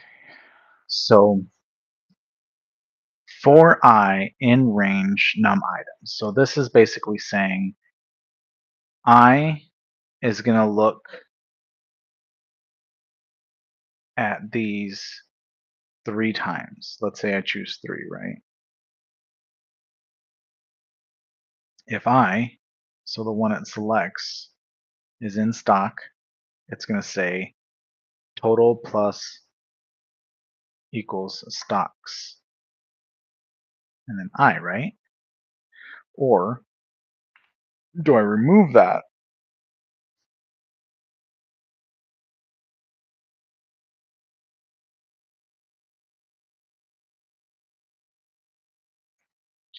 and then put this in here like that, right?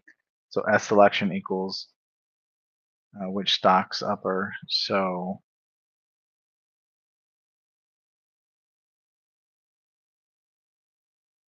right. So let's try this.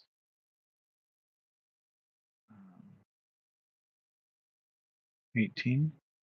Oh,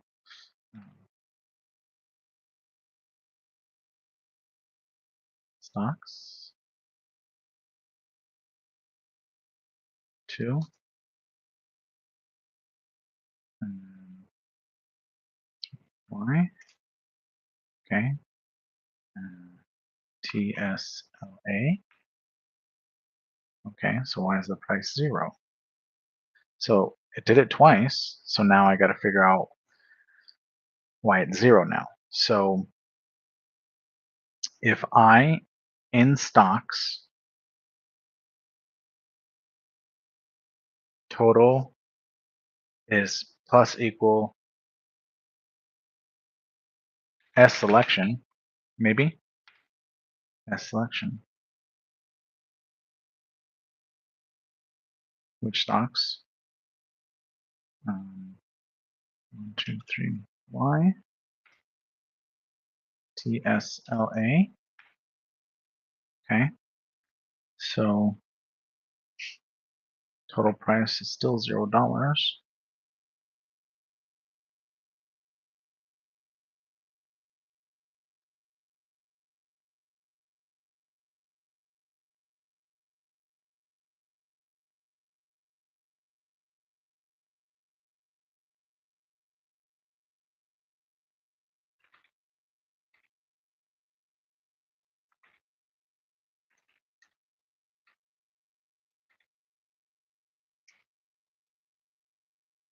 Okay. Why is it saying $0? So total. So which inputs, right? So S selection.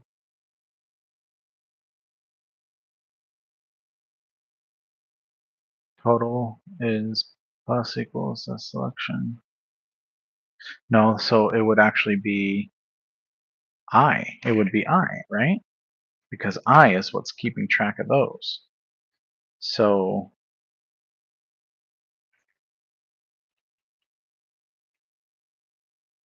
and then TSLA. I got the loop to go 2 times. If I do 3, does it loop 3 times? TSLA, TSLA, 1, 2, 3, Y, and AAPL. Well, I got the loop. Okay, so now I got to figure out the fucking price. If I in stocks total plus equal to I,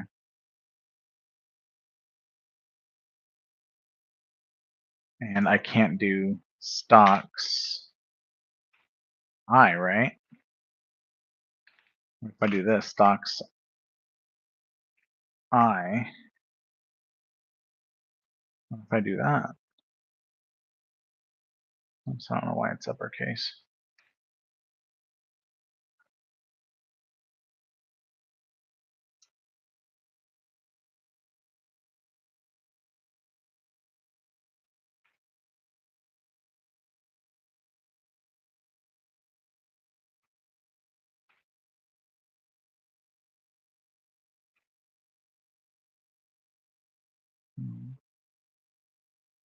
Okay.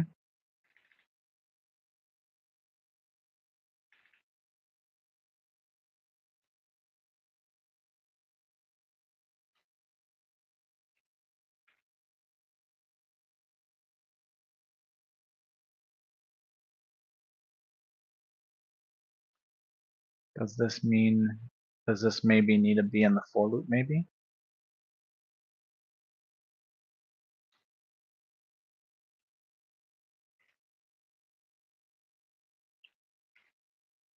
No.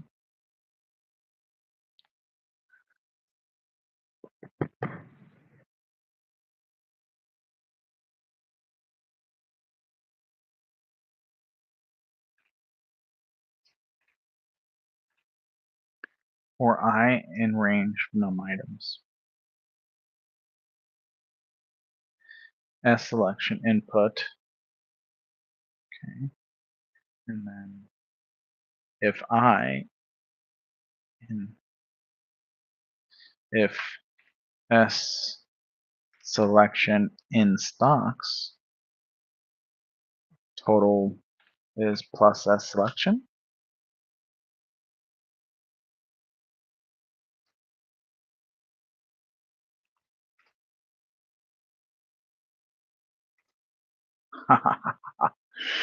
Okay. Let's see. I think the math is right. So let's try this. Kirk and TSLA, right?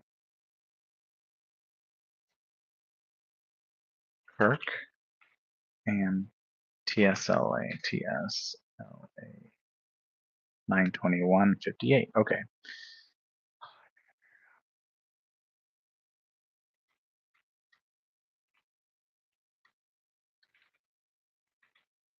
I'm just telling my brothers that I think I figured it out so he doesn't try and help or try and figure it out. Um, okay, so does it say, yeah, so it does say 2 decimal places. So I want to correct this and put it at 2 decimal places, right? So, I mean, I hope somebody's watching this video and learning from it. Like, oh, I kept making the same mistake, and then like, we figure it out together on what's happening. Um, and here's what I think is why it's working now. So I have the dictionary. I have the number of items like to purchase, and then it said I had to set a variable. So I set a variable total and I set it to 0.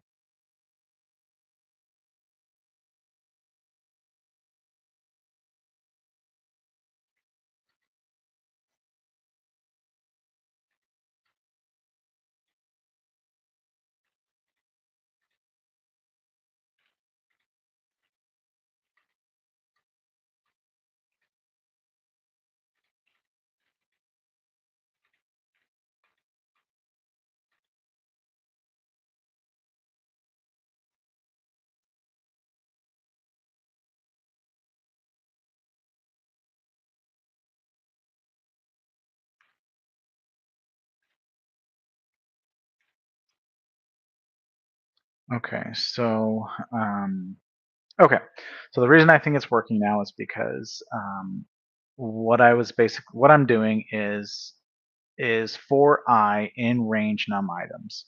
So it's going to say it's going to loop and look through each one, right? Each one like this, the amount of times that we input. So then it's going to loop that many times, right? And that many times it's going to ask which stocks. But the output does not say to output which stocks or anything like that, right?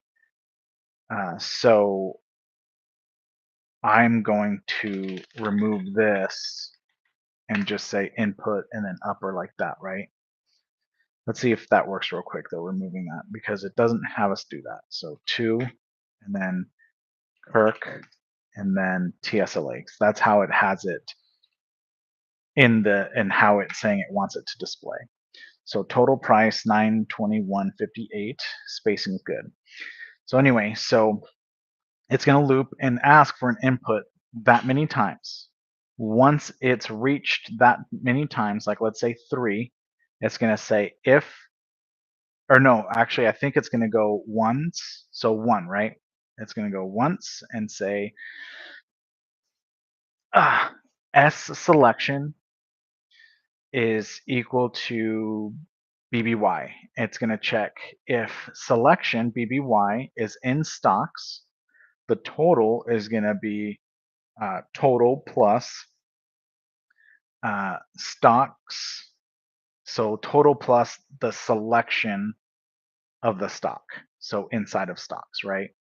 And that's exactly why it's going to print it out correctly. So this is another one of those things that obviously I struggled in. So I'm going to save it in my PyCharm as another piece of code that I want to make sure I go through and understand and do my own use case scenarios. So I'm practicing. So that looks good. Let's see if it actually does it for the use case scenarios it uses on its own. And of course, it worked for me, but let's see why though.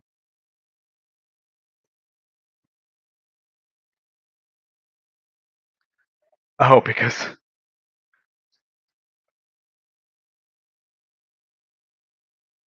let's see. Hold on a second here.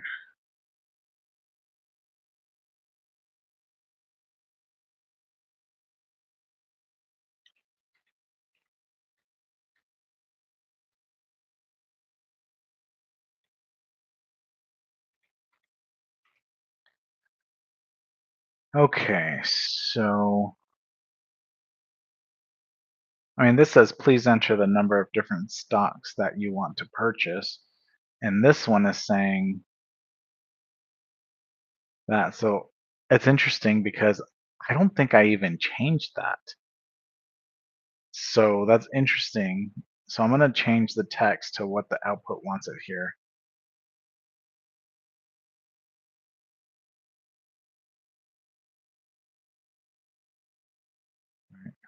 What is it saying it wants here? Let me look at this real quick. Hold on.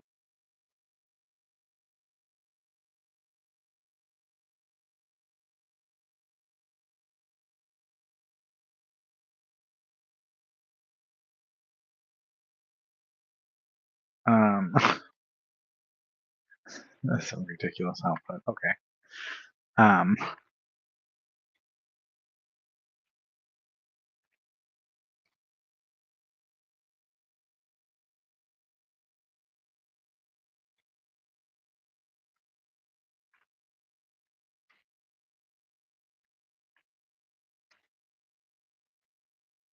well, so I mean, for some reason, it's saying that it wants this, even though I don't even think I changed this or put this. It like did it on its own. So let's see if it does it now that I update that.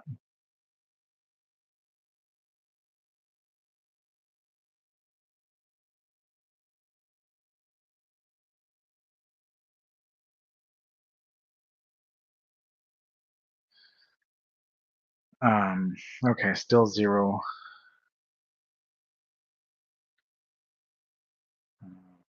Line 10. Oh,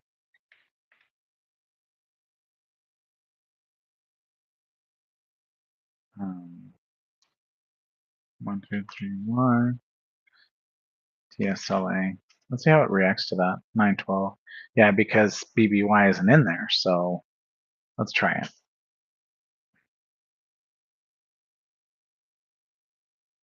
Okay. Let's see why the other one of them was wrong. Oh, why was one of them wrong?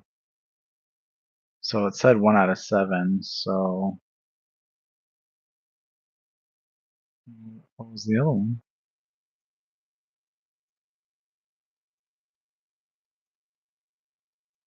Colon. Oh my God. Come on.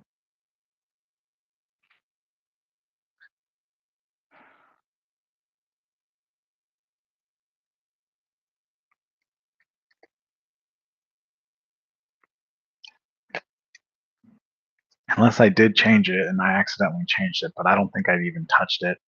So if that was wrong, it was their fucking fault. Okay, now it's 7 out of 7. Yeah. So make sure I have it in PyCharm here.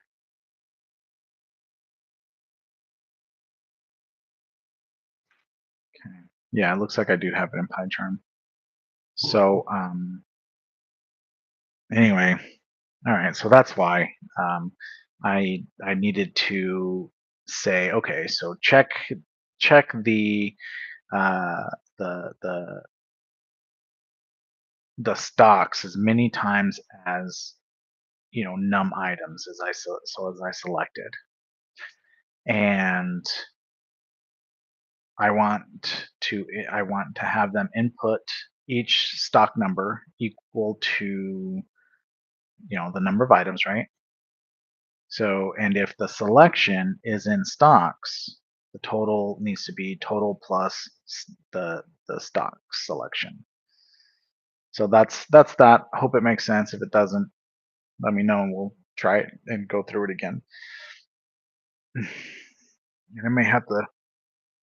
I've already been doing this for almost 2.5 hours, so I may need to take a break, maybe eat some lunch, walk around a little bit after this one. What is this one? 10 halfway? A little more than halfway, but I mean, I can end the live and come back, so it's not like anybody's watching anyway. Create a solution that accepts a string input representing a grocery store item and an integer input identifying the number of items purchased on a recent visit. The following dictionary purchase lists its available items as the key and the cost per item as the value. So this is a dictionary list as well. Dictionary. Actually, I'll be right back. I just need to use the restroom. Ugh.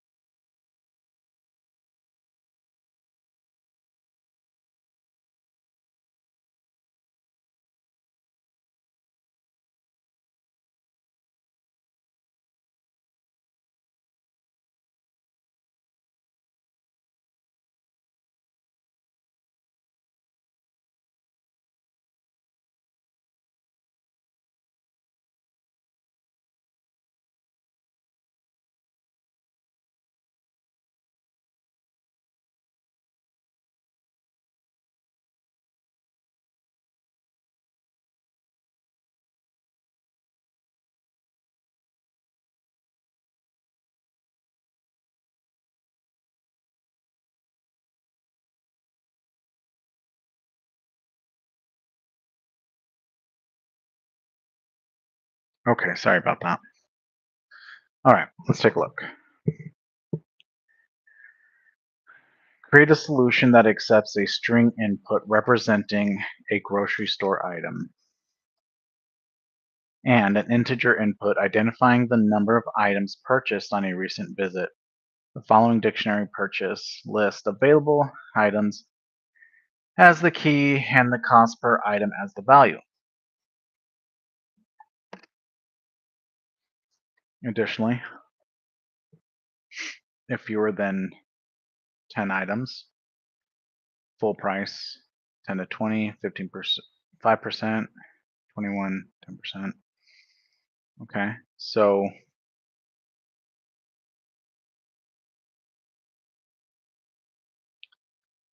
um,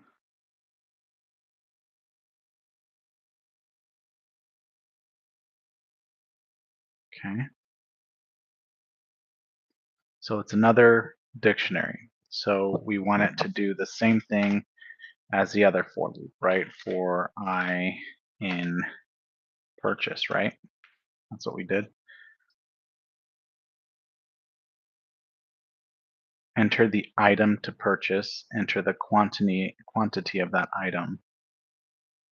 Okay, so this says cost per item, solution accepts a string input representing an item. So an item, dictionary key. So enter the item to purchase. So input, right? Solution accepts an integer input representing the number of items to purchase. So int input.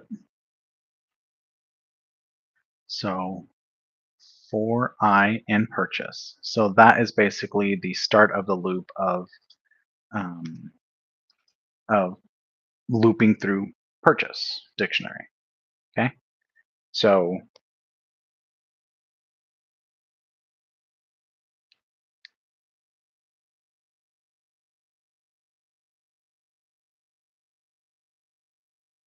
representing, okay, solution accepts an integer input representing the number of items of purchase.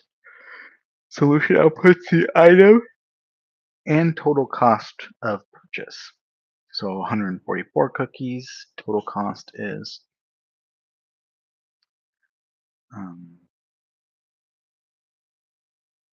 so for I in purchase. So if we want it to loop around, we want to say item, right? So if if item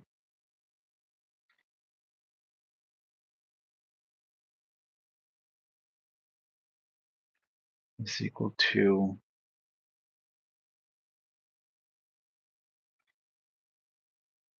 purchase,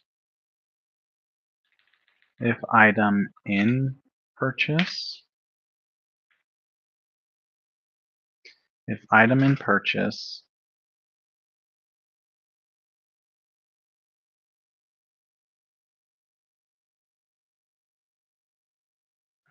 if item in purchase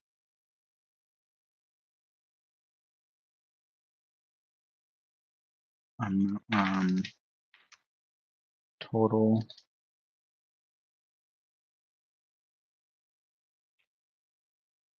if item in purchase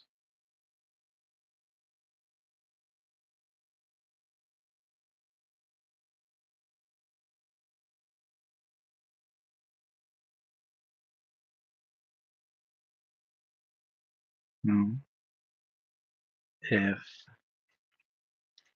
item no if quantity is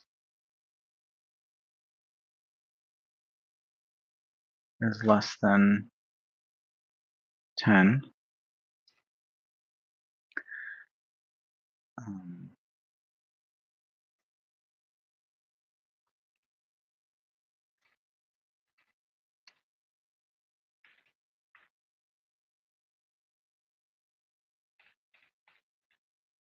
so if quantity is less than 10, then the total will be total plus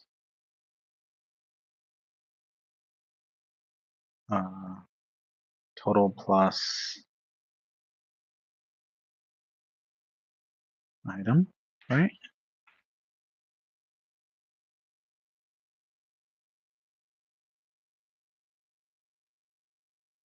Total plus item.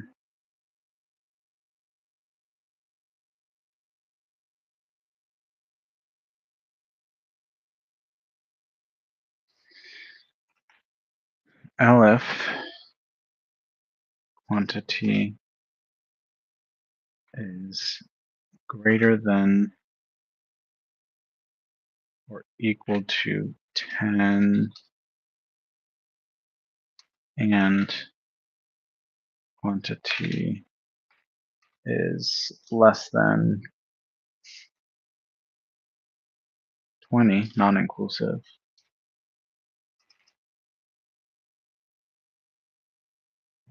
Total is total plus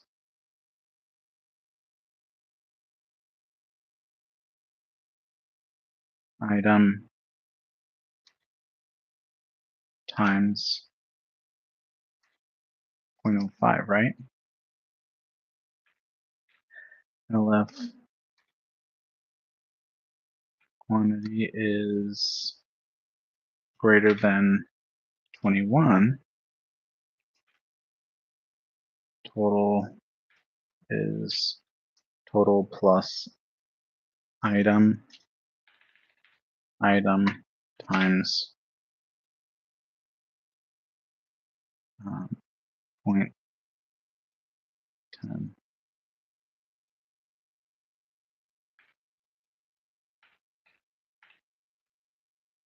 Print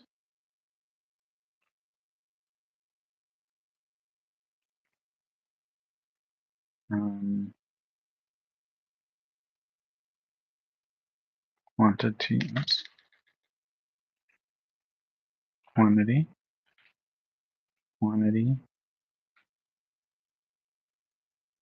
item,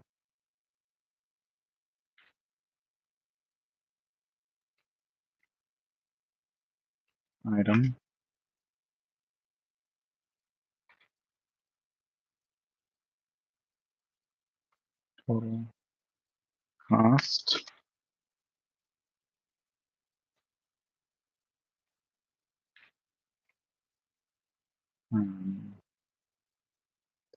total.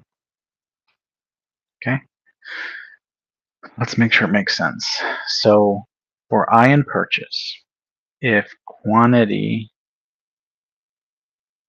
is less than 10, then the total is going to be total cost equals item, right?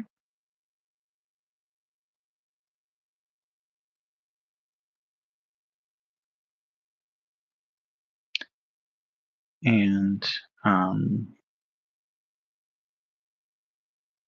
do we want to say if, can we say if item in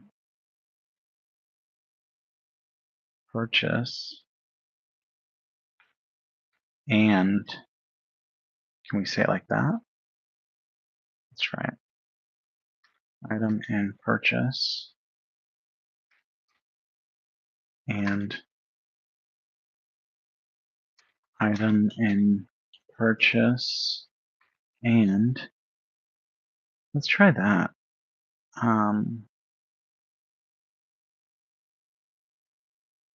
Like steak, enter quantity of items, let's say 3. Okay, unsupported operand plus equals line 16. Operand type as types for plus equals colon int and string. I'm not sure what that means.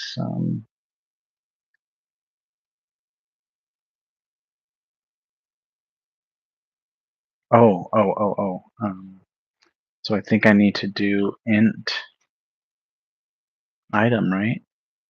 Total is int item. Yeah, I think I need to, because I think I need is reading it as a string right now, I believe. So int, let's see if that's even what it is. Enter the item to purchase, steak, 3.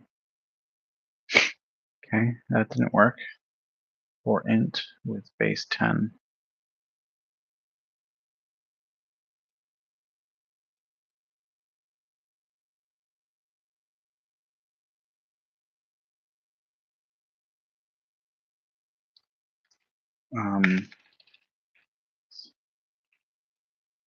Purchase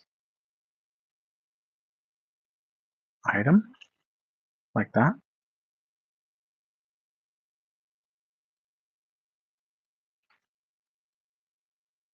Three steaks total cost. Okay, we're getting somewhere. So let's do this. Let's change them all like that then. Purchase item. Purchase item. Item.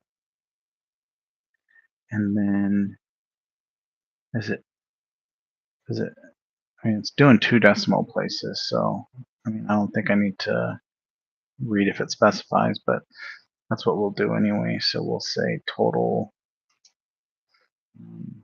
to F. So let's say greater than 10. So let's say 15. So steak quantity 15. 15 steak. I'm gonna say it's like that. We need to have the escape seek the escape. Okay. Steak total cost is $5. So is that right? It can't be right. Yeah. 15 steaks, total cost $5. Where did it get? Oh no, per quantity, right?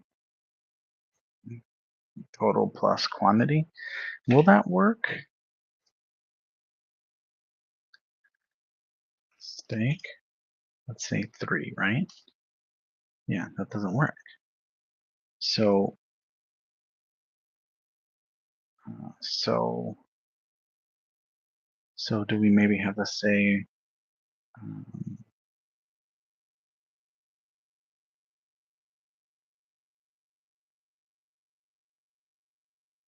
do we maybe need to say quantity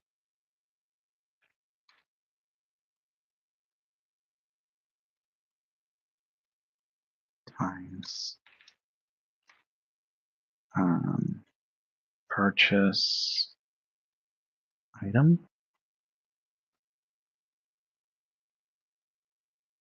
Steak.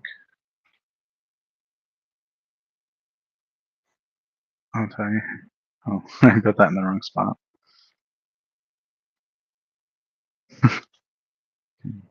3 steaks, total cost 59. So let's make sure. I'm gonna use a cat, make sure that's correct, like we're on the right path. 3 times 19.99 is 59.97. Okay. So I think we're on the right track here. So I think I need to do it this way.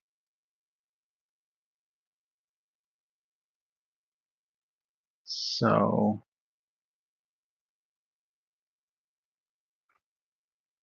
we'll do this here. And the question is I think we want to do quantity times the purchased item cost, and then times 0.5, right? Times, right? Or was it divide? Let's find out. So let's try steak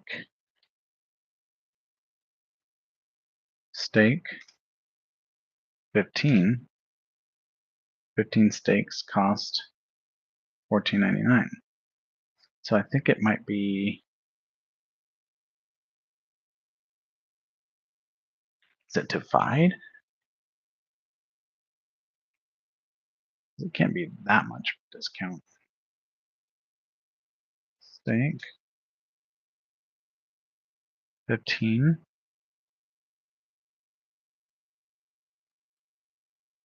And it's not that much.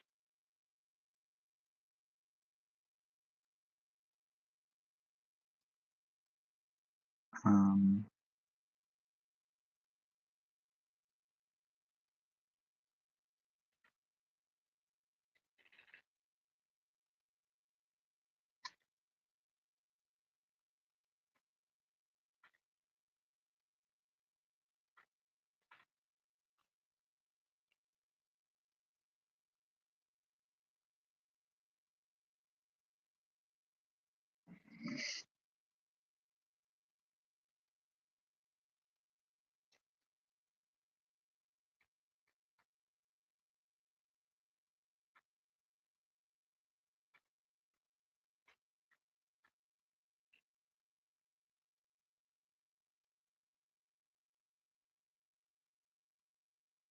I'm trying to see what the formula is for taking off the percentage, right?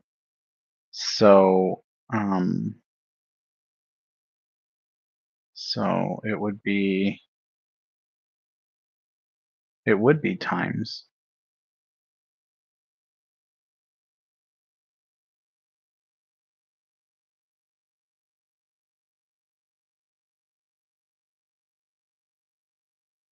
So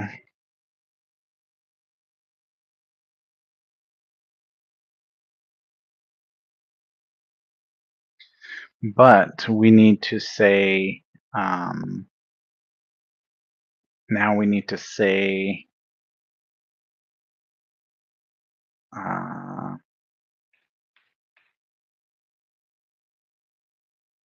times 5% minus, no. Yeah, times 5% minus.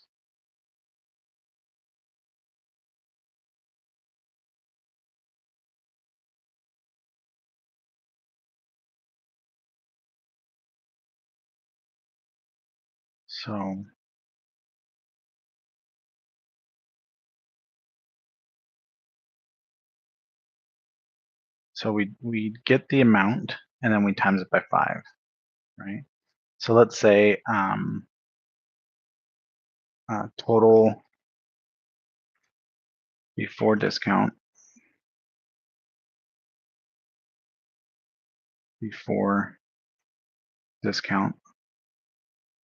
right? Before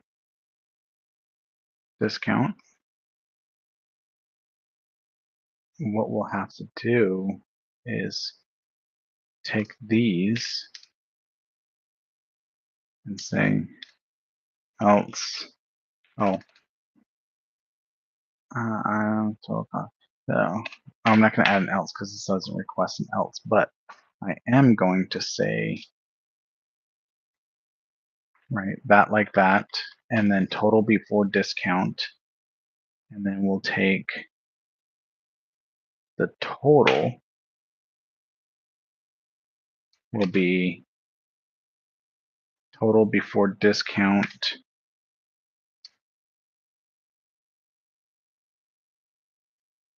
God damn it, because it'll be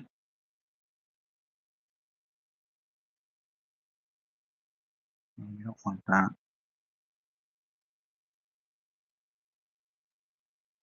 Okay, so we don't want that, but we do want discount right? Equals total before discount times 0.05.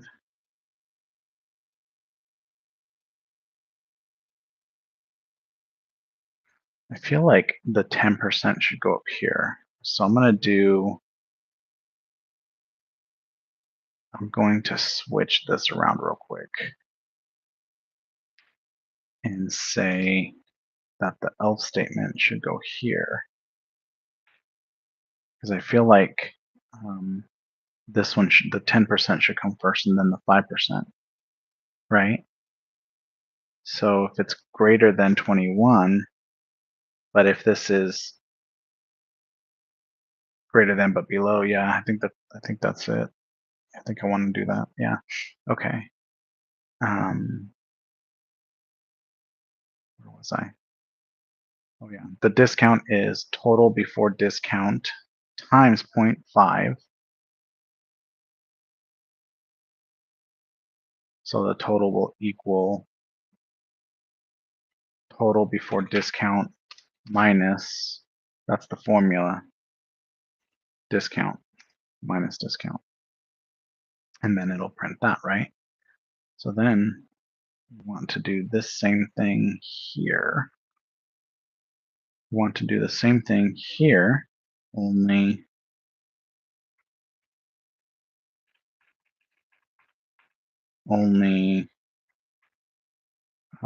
this will change to 10%.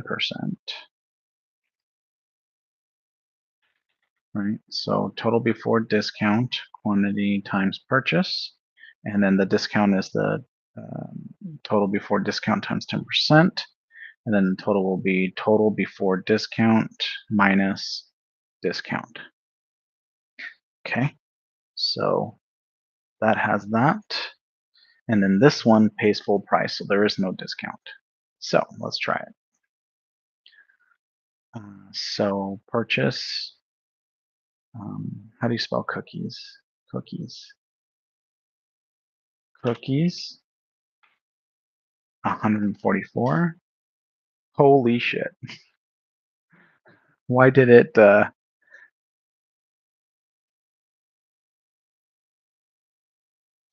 okay. So I could well, I still named it total, so technically I cannot do that. And then do that, right? That probably makes more sense. Let's try that again. Cookies, 144. Okay, so 144 cookies total cost is 585.79. Okay, we're getting somewhere. 12 bananas. Okay, so I don't even know how to spell bananas. Bananas. Bananas. And then 12. And that is 2109. Okay, I think I got it. I think I got it finally. Right? So we're going to submit for grading.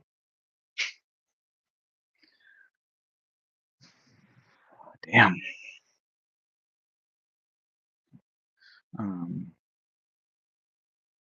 So maybe we don't want that S at the end then.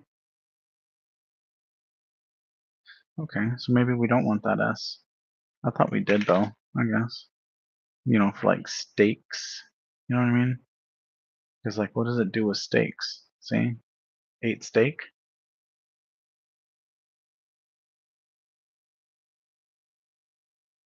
Okay, yeah, I just didn't want that apostrophe S. Awesome. Okay, 12. Should I, I'll just go all the way. I'll just take a couple breaks in between. Write a Python program that performs the following steps, and then I'll take a break and do a part 2.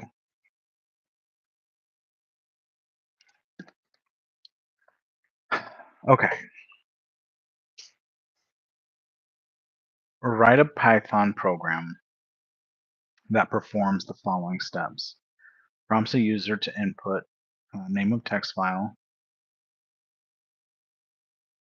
I'm gonna take this and put it in a notepad and read it side by side so that way I can be down here. So, okay, write a Python program that performs the following steps. Prompt the user to input the name of a text file. So it looks like right here, enter the name of a text file.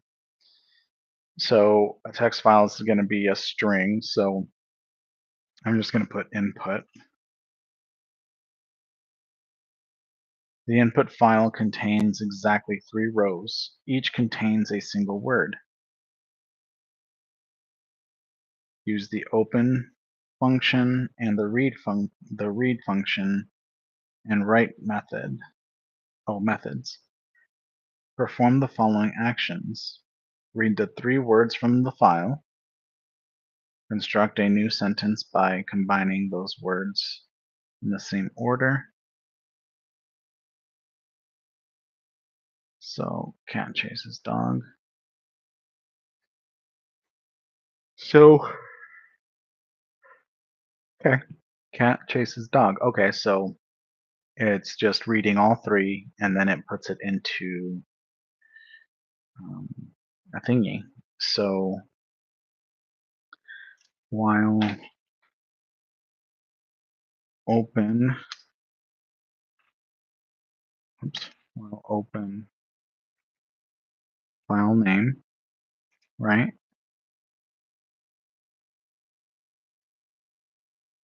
While open file name as f.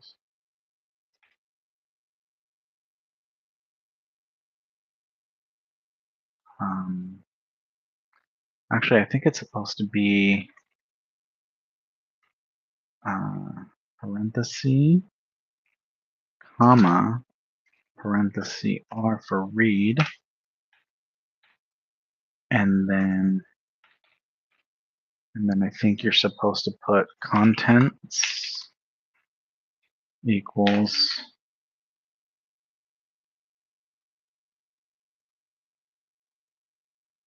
it's actually already reading, right? So it would actually be, wouldn't it be f equals, what happens if I just do print f? Right?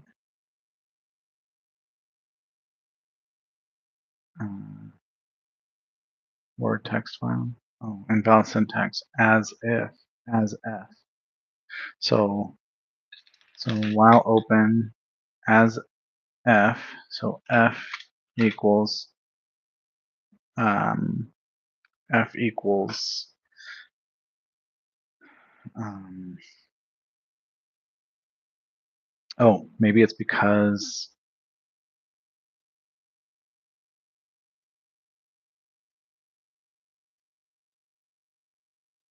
I didn't find file name, right? So file name dot txt.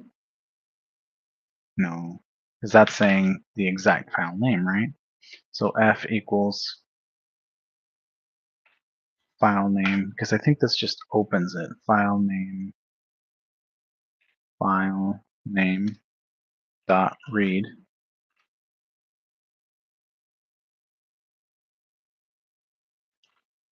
I'm going to do a print to see if it's doing anything. Okay, as. So while open as f. Is that not the right?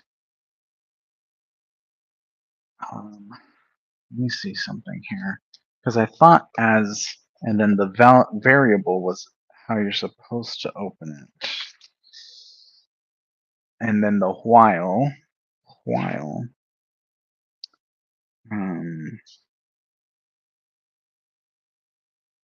So I'm seeing what the proper syntax is. Let's see. Bear with me one sec here.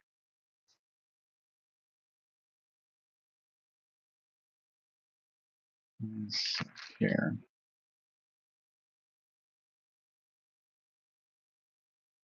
So I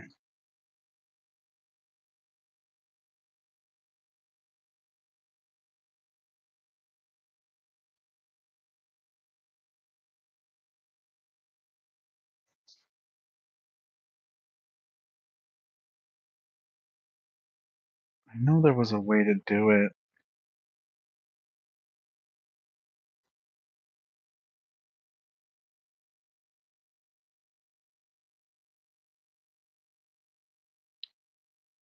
Bear with me, because I know there's a way to do it this way.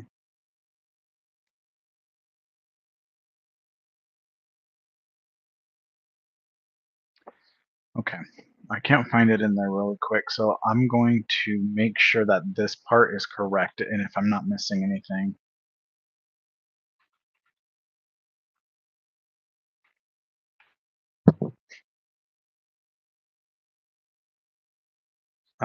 So the correct way is, so I do, actually, let me ask it a different way.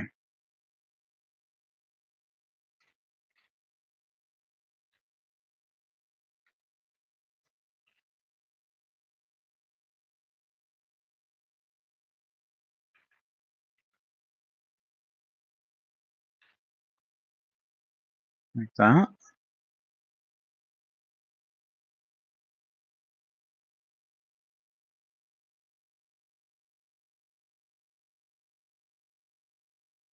While, with open, that's why, not while. So with open, file name R as F4. Okay, so let's run that real quick. And then word text file dot txt. Okay. No such file in directory file name. No fucking shit. Oh, it's because I'm using this as a string when it's a variable. That's why. Word text file dot txt. String object has no attribute. Where's it? Okay.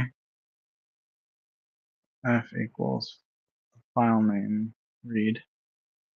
So maybe I don't have to do that.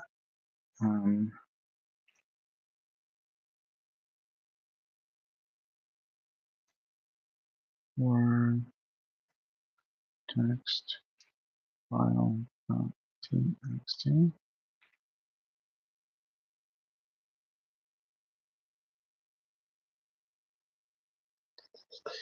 Okay.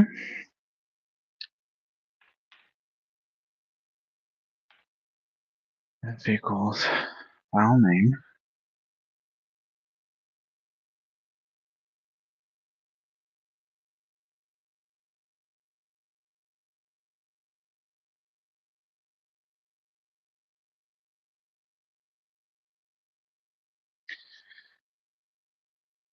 Okay, so let's try this.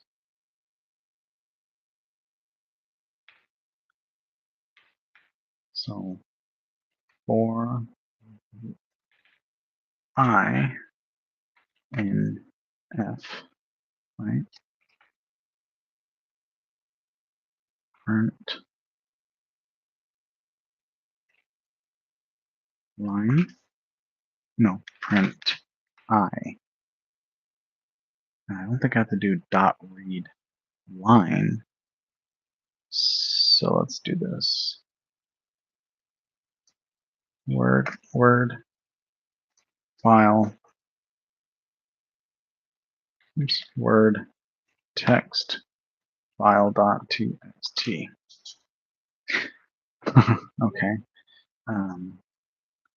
Dot slice to take away these extra spaces here. So word text file dot txt.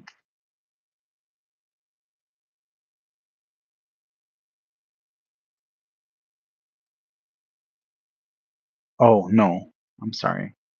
It's a strip, not slice. Slice is when you're getting like just certain characters. Um, Word text file.txt. Ah, okay. So we've got this part down. The cat chases dog. Now open and write sentence to end of file. Oh, okay. I think so. I think the text has to be with open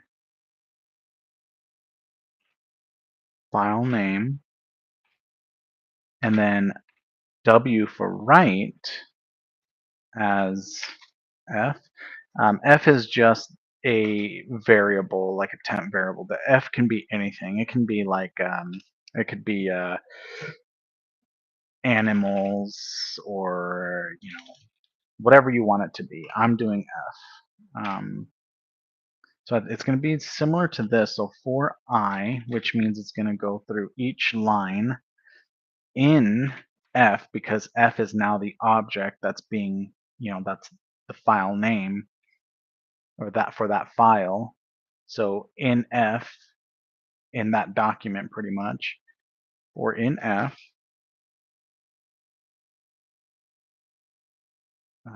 print, and we want it to print the, no. We want for I, maybe it's A for append. Let's see, open and write sentence to end of file. I feel like that's append, right?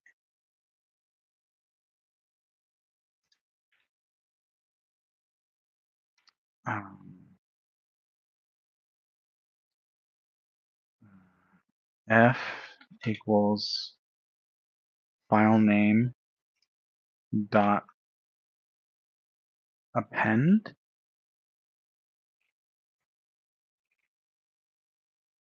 Append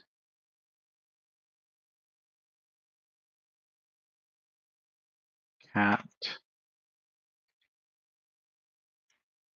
chases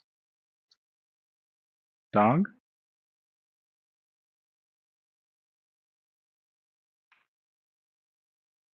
And then right. And then it says open, read, and output the updated file. So with open file name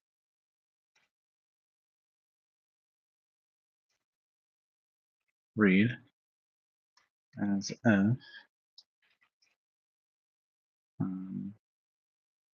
for I and F print I dot strip.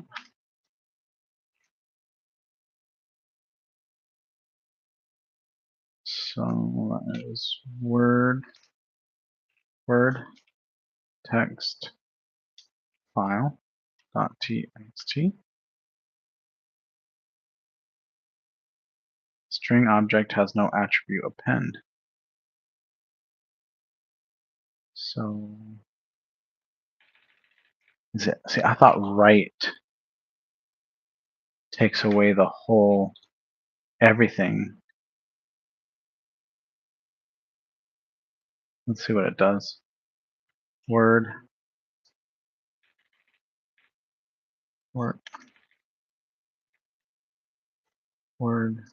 text file dot txt. Right, cats chase dogs. There's no attribute right. So how do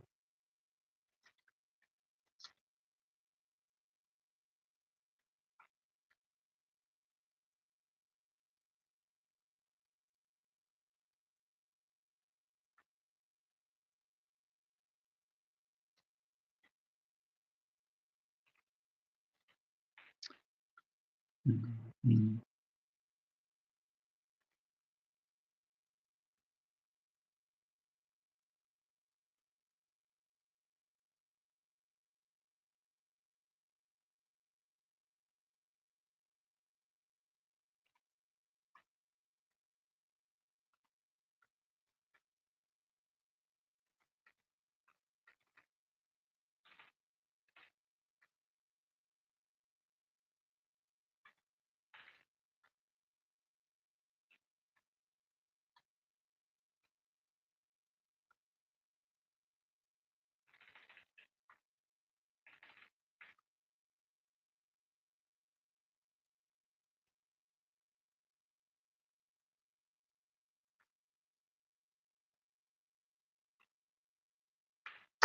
I'm just trying to get the like because I thought this was A for append, right?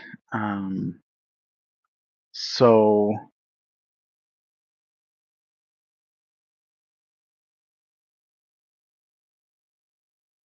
I'm looking to see if it's A, so like A, right? And then and then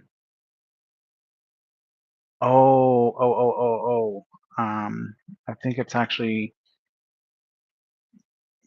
because it already knows, or because I'm taking the object and then I'm writing to that object. Uh, cat chases dog. Do I need to specify new lines? So I will do, so new line, cat chases dog, and then I read it again, right? So, so this is already saying that it's going to append whatever I write, is my thinking.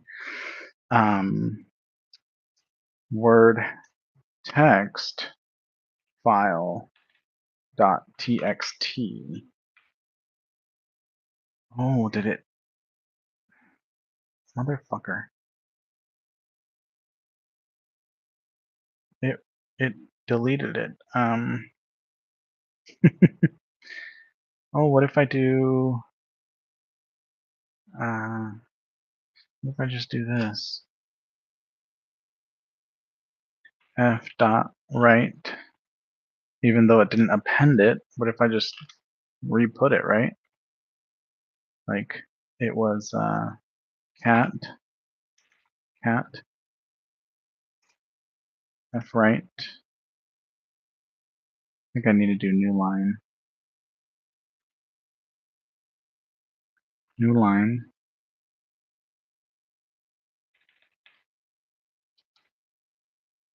chases, new line, dog, and then new line. So let's try that. Word text file dot txt.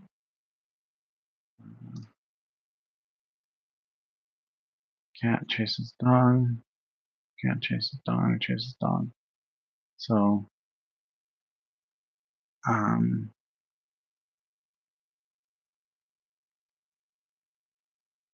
so okay. Well, let me remove this for now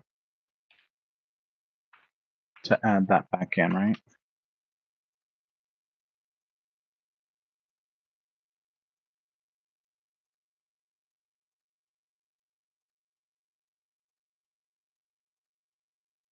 Okay.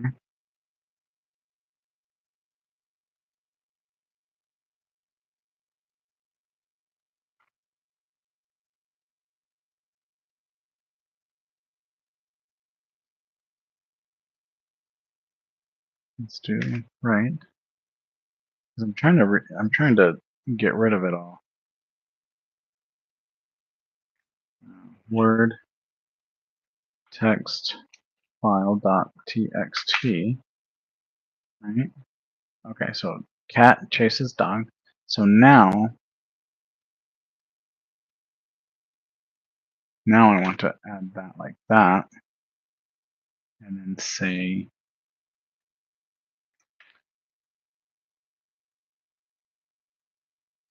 is that how you append though?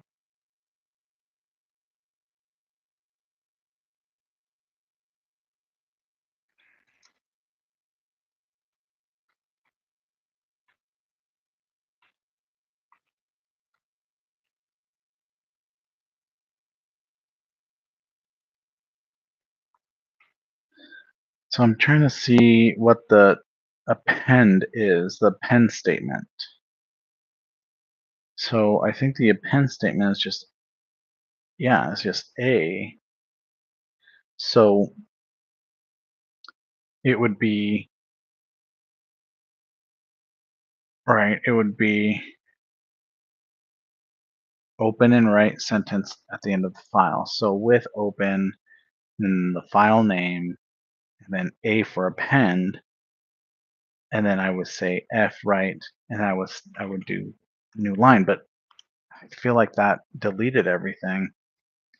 Let's try cat chases dog. So let's see if that fixed it. Word text file .txt. So no such file and directory word text. Oh, I spelled it wrong.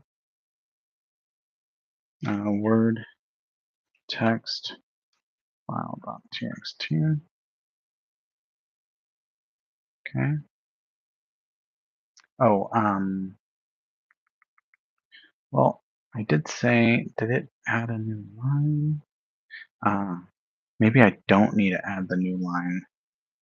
So can I delete that? Yes. I don't know why I didn't just type it in there before, dumbass. So let's take this off and see what that does. Da da da da da da da da. Word text file .txt. Enter. So cat chases dog. Cat chases dog. Cat. Why is it writing it so many times? You fucker.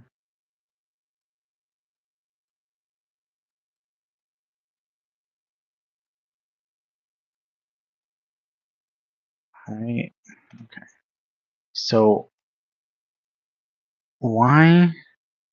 Okay, so if I say new line, right, and then I say strip, why did it not?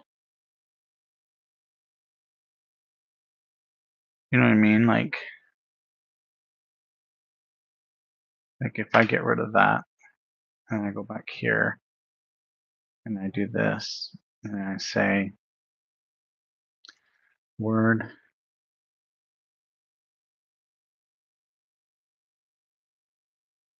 text file, right? .txt. Now it has me open and read and write text file. So it's wanting me to write it all there. Open and write sentence to end a file.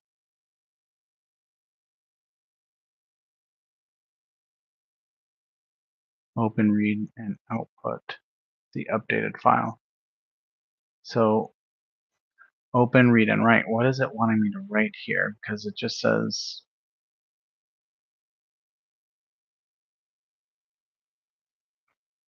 okay, anyway, so open with,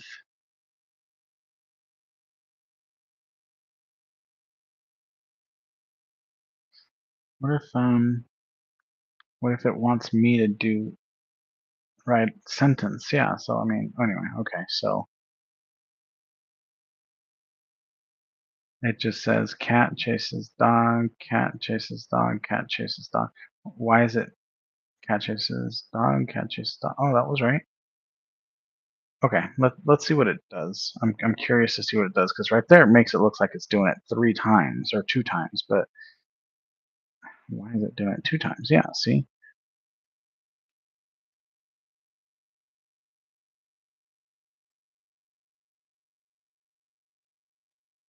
So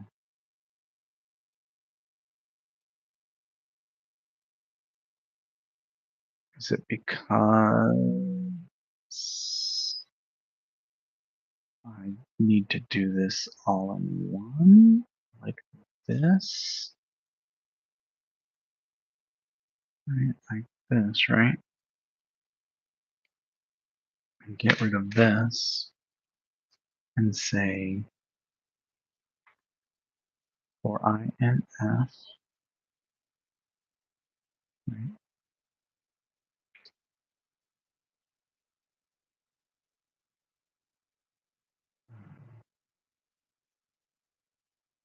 Read.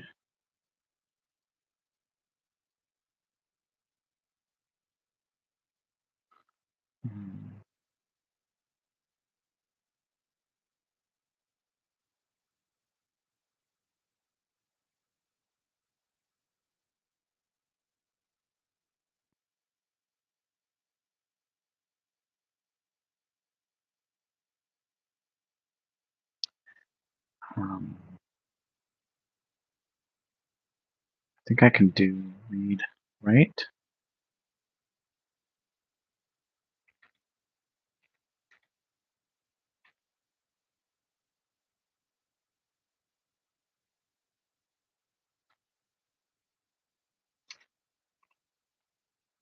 Um, See if I can put both of them together, read and write.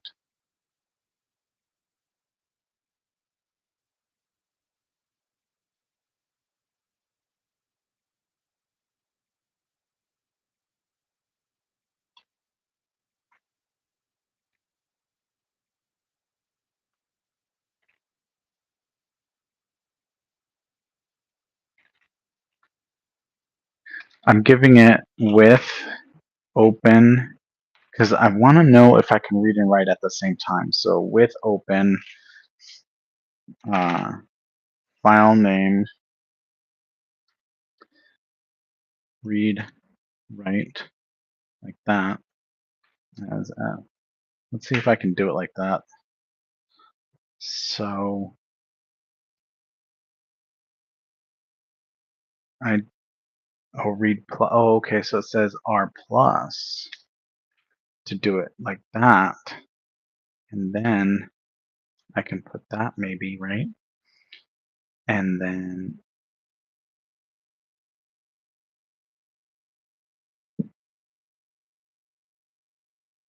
oh, I'm printing it twice. That's why. Maybe I was doing it right. Let me see here. I'm gonna comment this out real quick and see if that's why maybe. Oh, that's what I meant to do.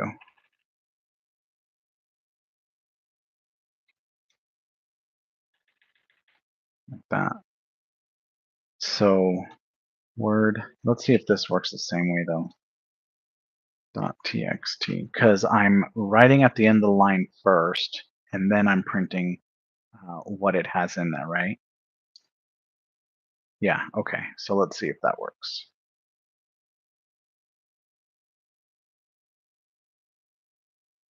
No.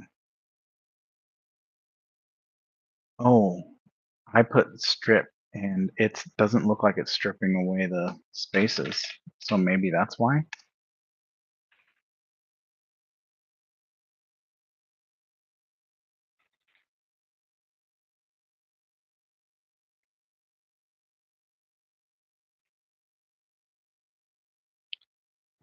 Some rating.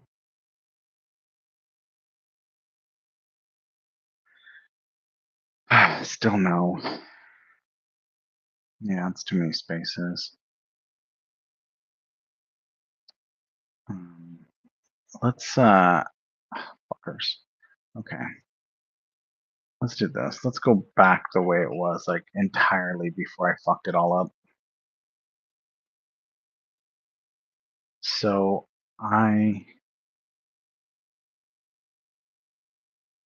well, no, because I don't print it here. I mean, I print it once, but let's not print it. I mean, because the examples, they're not printing it, twice, right? They're just doing it once. So why am I printing it twice? So I'm just reading, opening, and writing. right?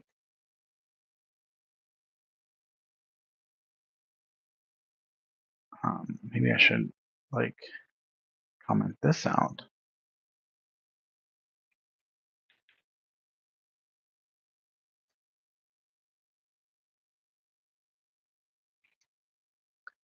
And do it like this.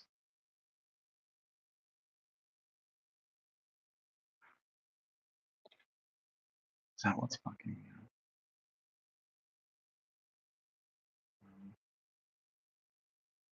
Word text file txt.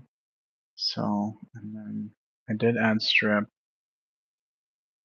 So I'm gonna submit it and see what it does.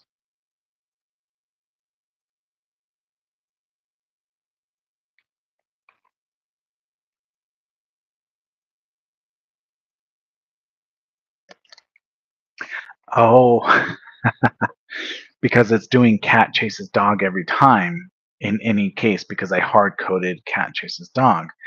So I don't want that then. So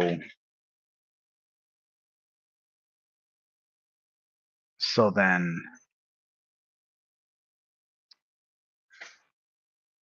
so what if I do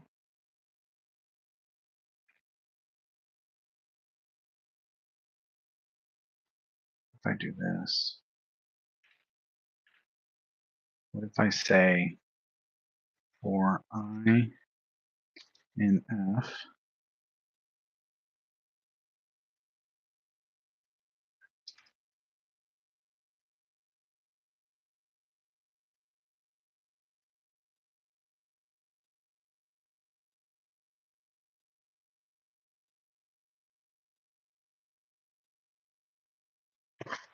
uh,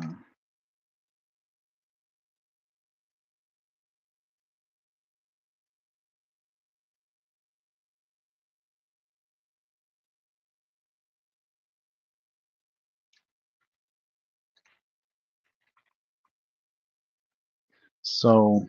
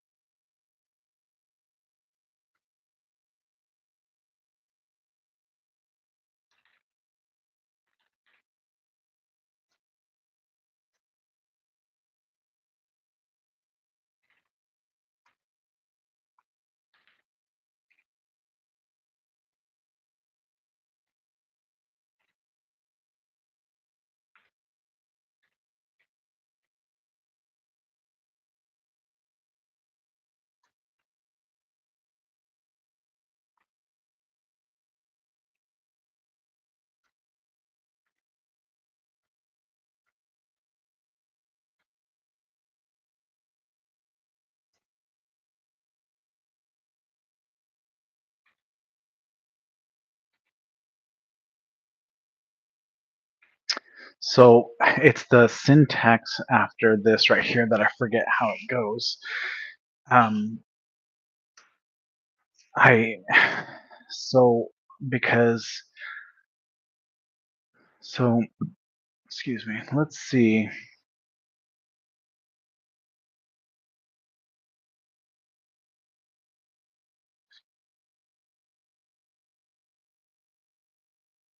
Oh, oh.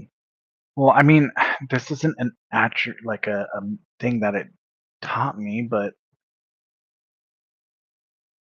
it's saying to use join.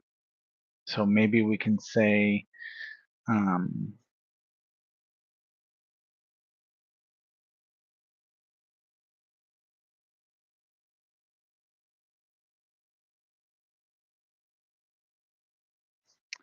so it's saying to say like this, join, and then it's saying to do, or no, it's saying to do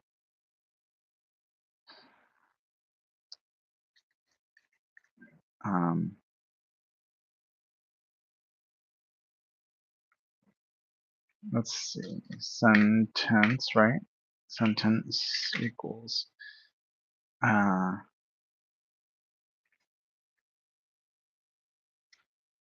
dot join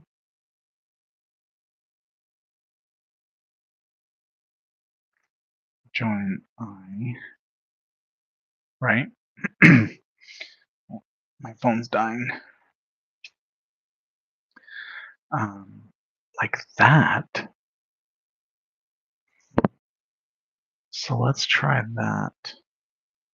Actually, let's stop it real quick. I'm going to take this off. Okay.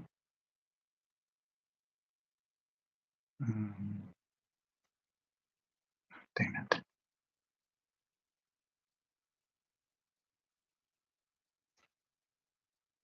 Word text file.txt.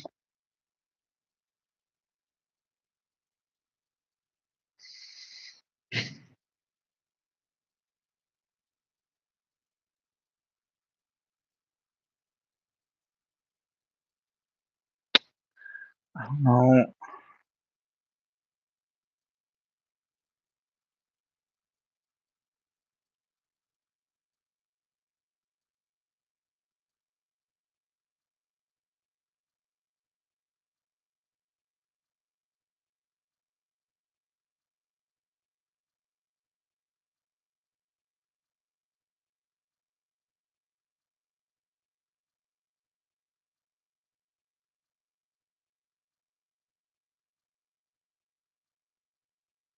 So this is going to go in one of my notes as I need to work on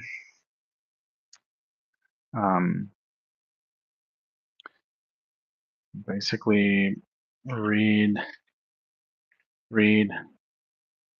write, open files. I need to work on that, I guess. So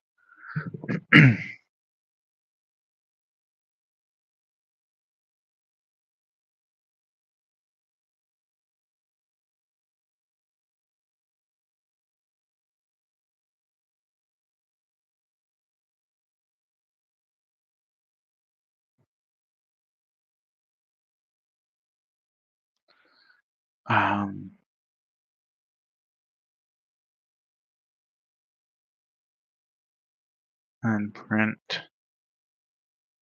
What if I comment this out? And we'll just use this one piece of code here.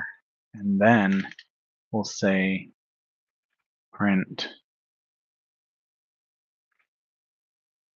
sentence. Well, let's see what that does.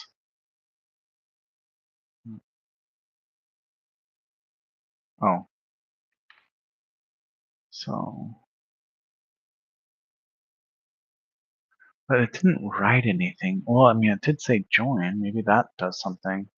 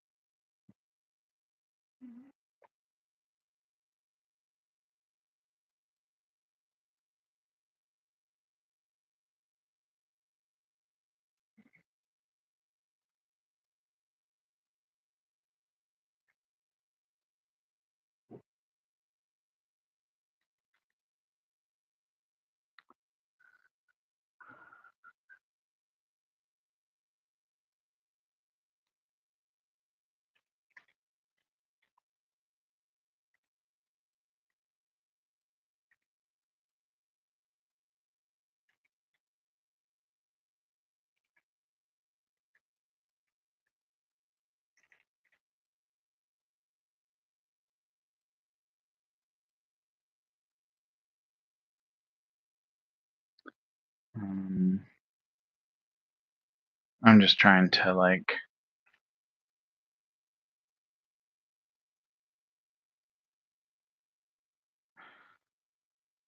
figure out what I'm doing wrong, so this way I can freaking learn from that, right? So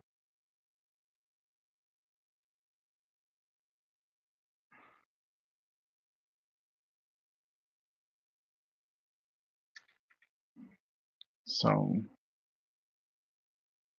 let me see here, because I am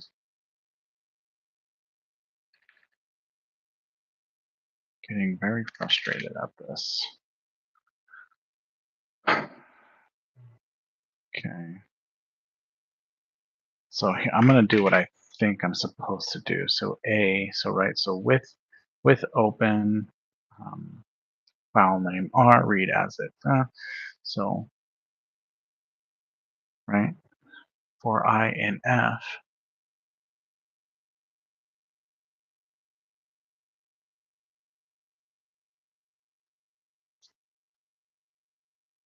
I don't know why I'm doing this part here, because, I mean, I can see that, right?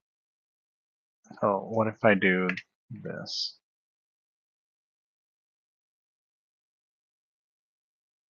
I'll just leave that there. With open file name, append as F for I in F.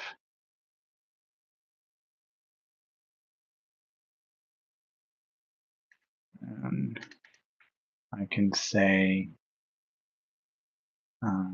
F dot append, or no, right? Because was there an append option? No, it was read write. A is for append. Add at the end. Preserves existing content. Okay. But how do you? Oh, damn it! I don't want that.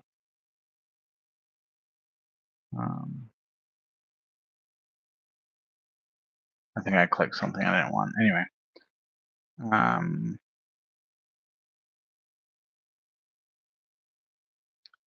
So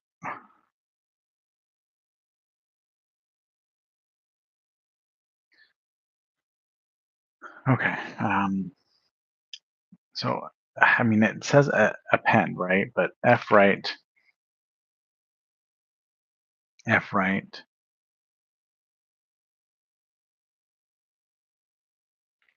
or I can say for I in F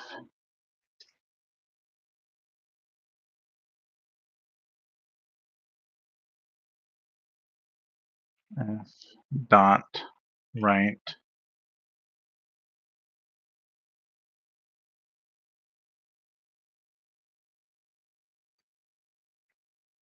I,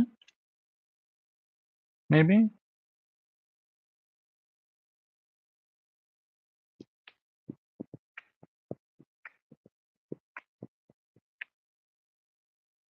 Let's take a look at what this does. I'm curious.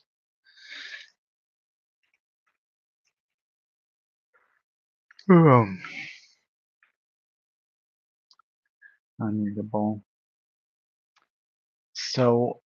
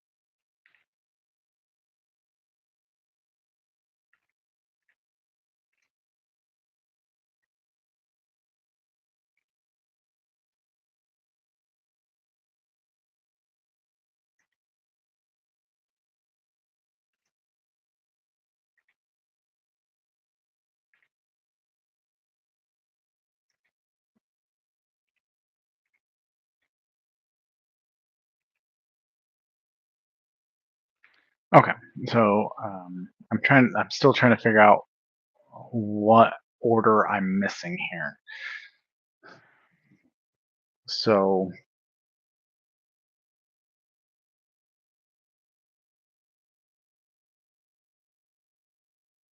um,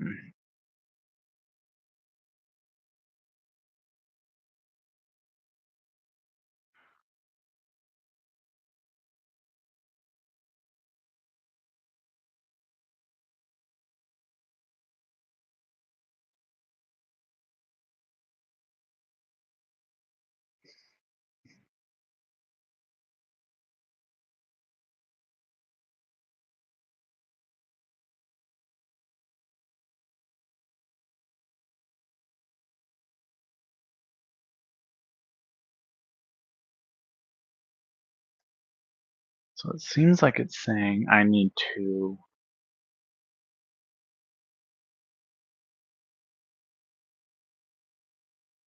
Um,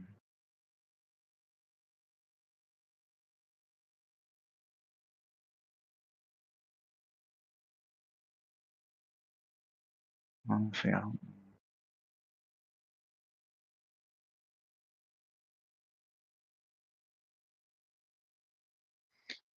It's almost like it. Okay. Okay. So let's do what it's saying, and I want to see what it fucking does.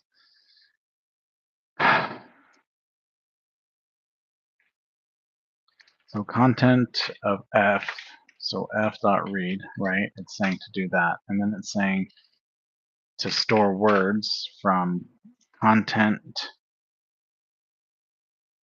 It's saying to split, but I'm not going to do that. So because I can just do dot split, right? And then I can and then I can do maybe oh, and then it's saying to do, here's the sentence equals, and then it's saying I can do, oops, join. The only issue I have with using join is that we didn't learn it in the class, but I don't know. Is join, right? Oh, join. Excuse me. Contents.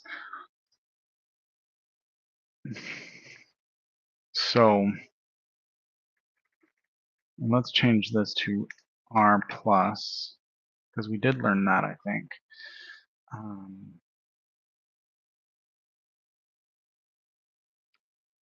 and then I'm going to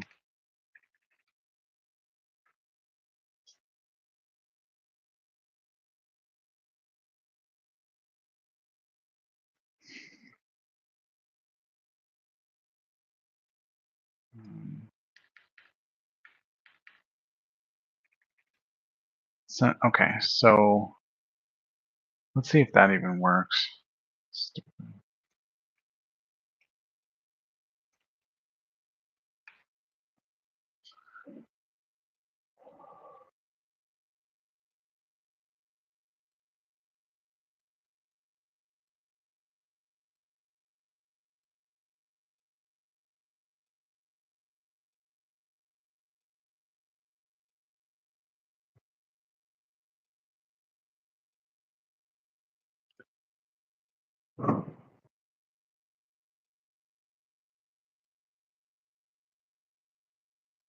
Oh, okay, added an S, that's why.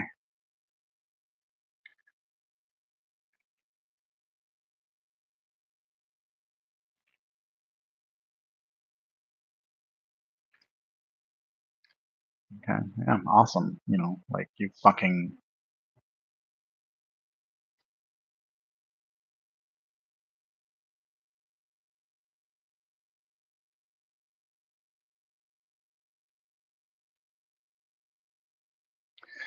I'm curious if.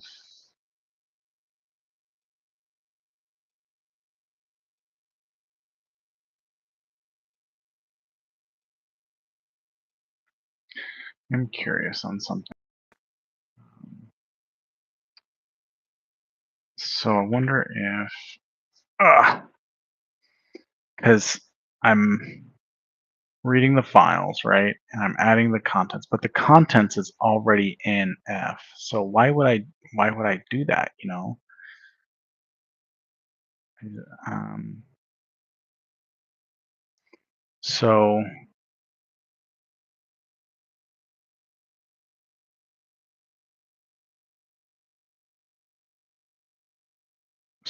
okay, let's do this. Hold on.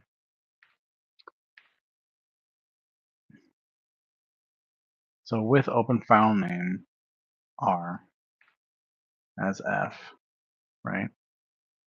And then words equals F dot read and then dot split to take away the spaces, right?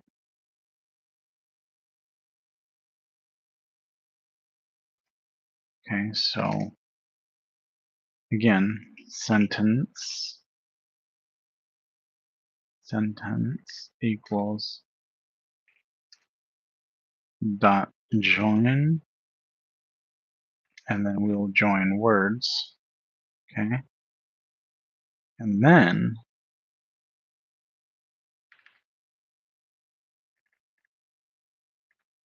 okay, and then we'll say with open A as F, right? As F, A for append as F, F dot right,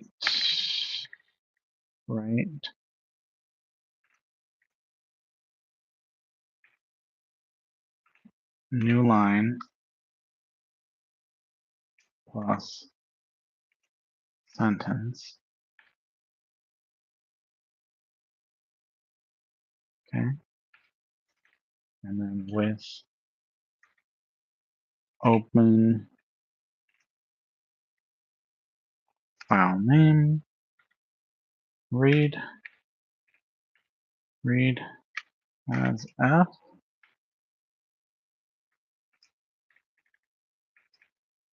and then oops, in F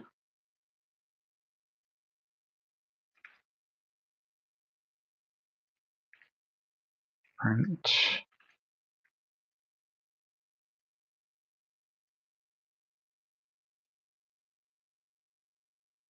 I dot strip,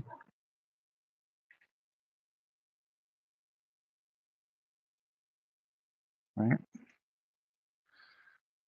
Okay. I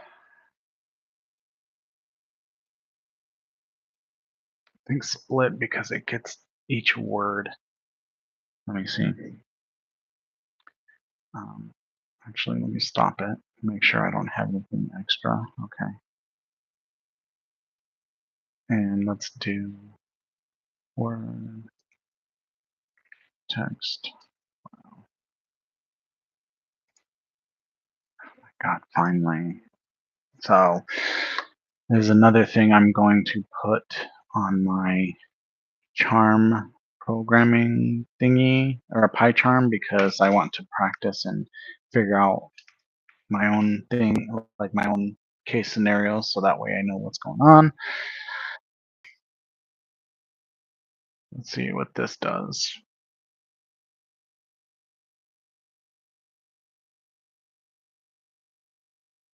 Okay, perfect.